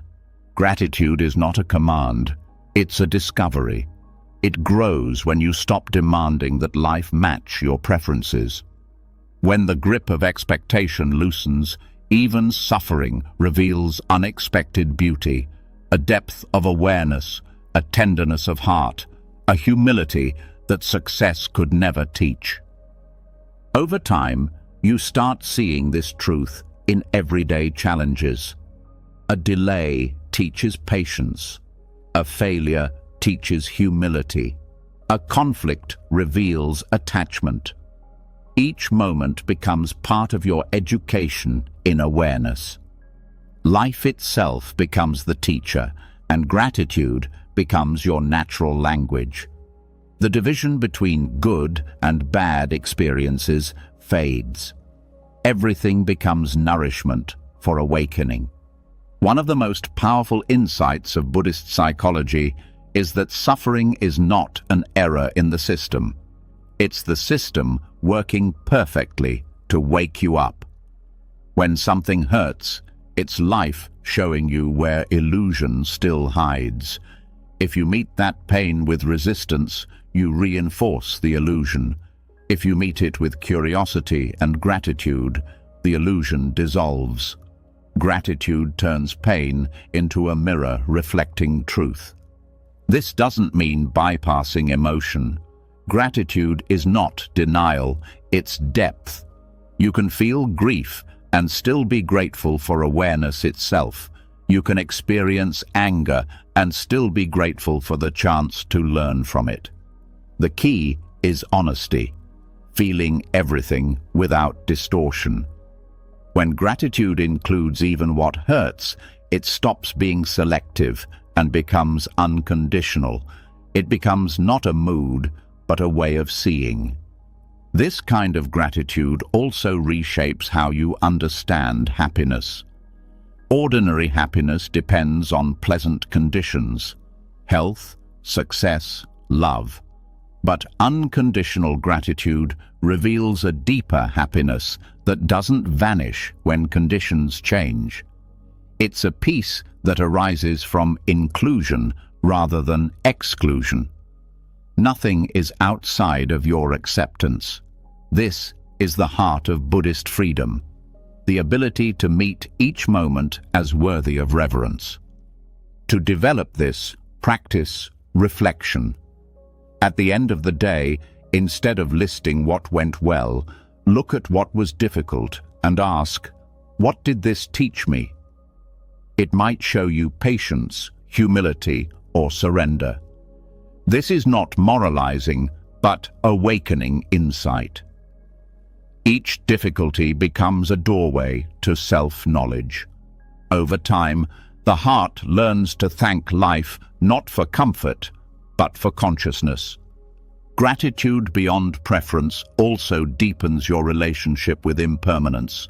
When you realize everything is passing, every moment becomes precious. Even pain becomes fleeting, and that awareness lightens it. You start to appreciate the temporary nature of all things, the rise and fall, the birth and decay.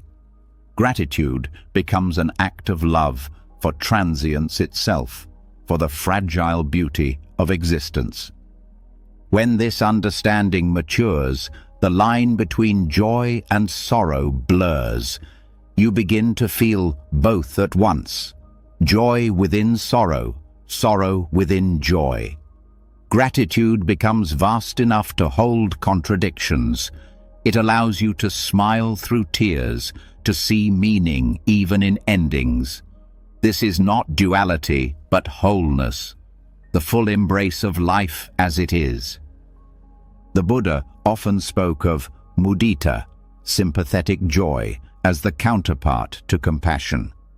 Gratitude beyond preference naturally gives birth to this joy.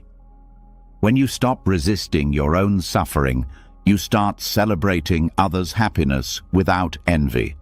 You recognize the interconnectedness of all experience.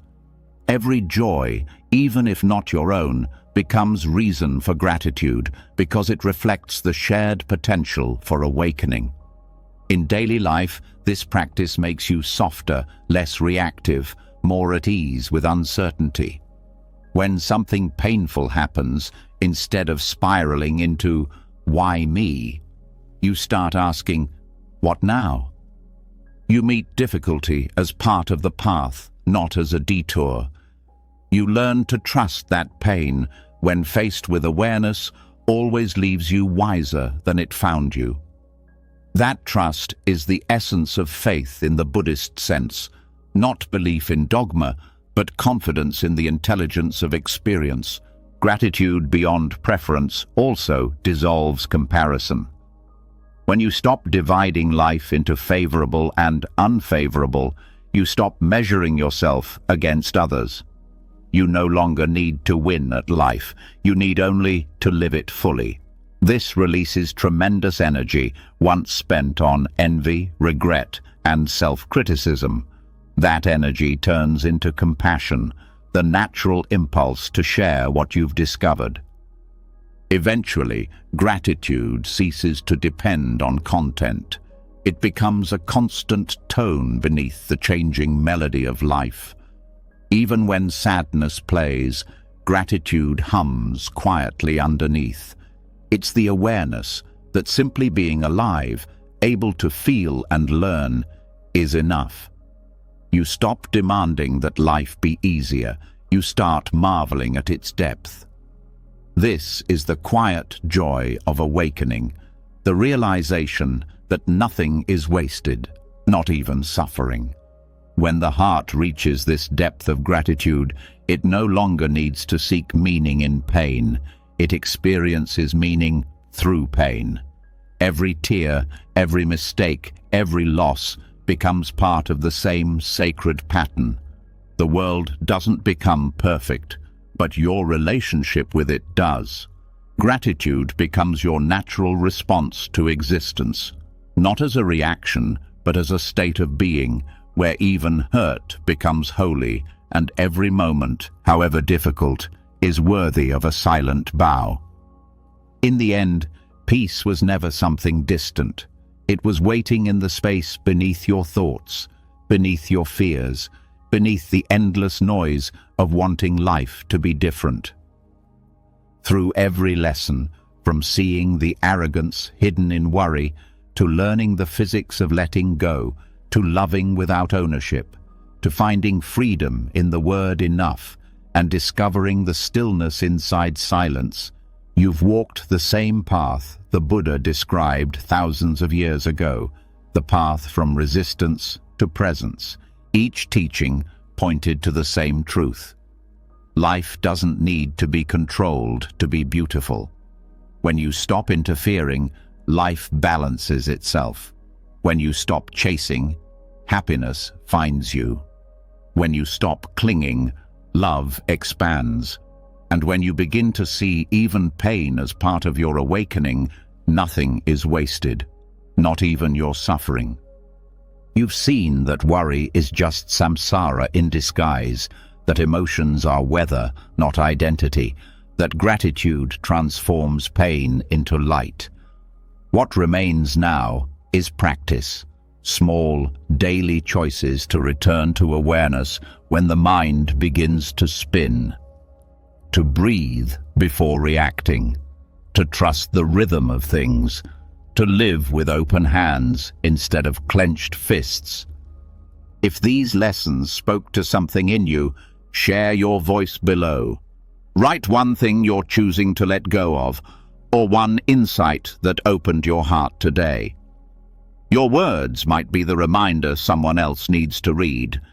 And if you want to keep walking this path of calm, compassion, and clarity together, don't forget to subscribe and turn on the bell, because this is just the beginning of the journey toward a quieter, stronger, and freer mind.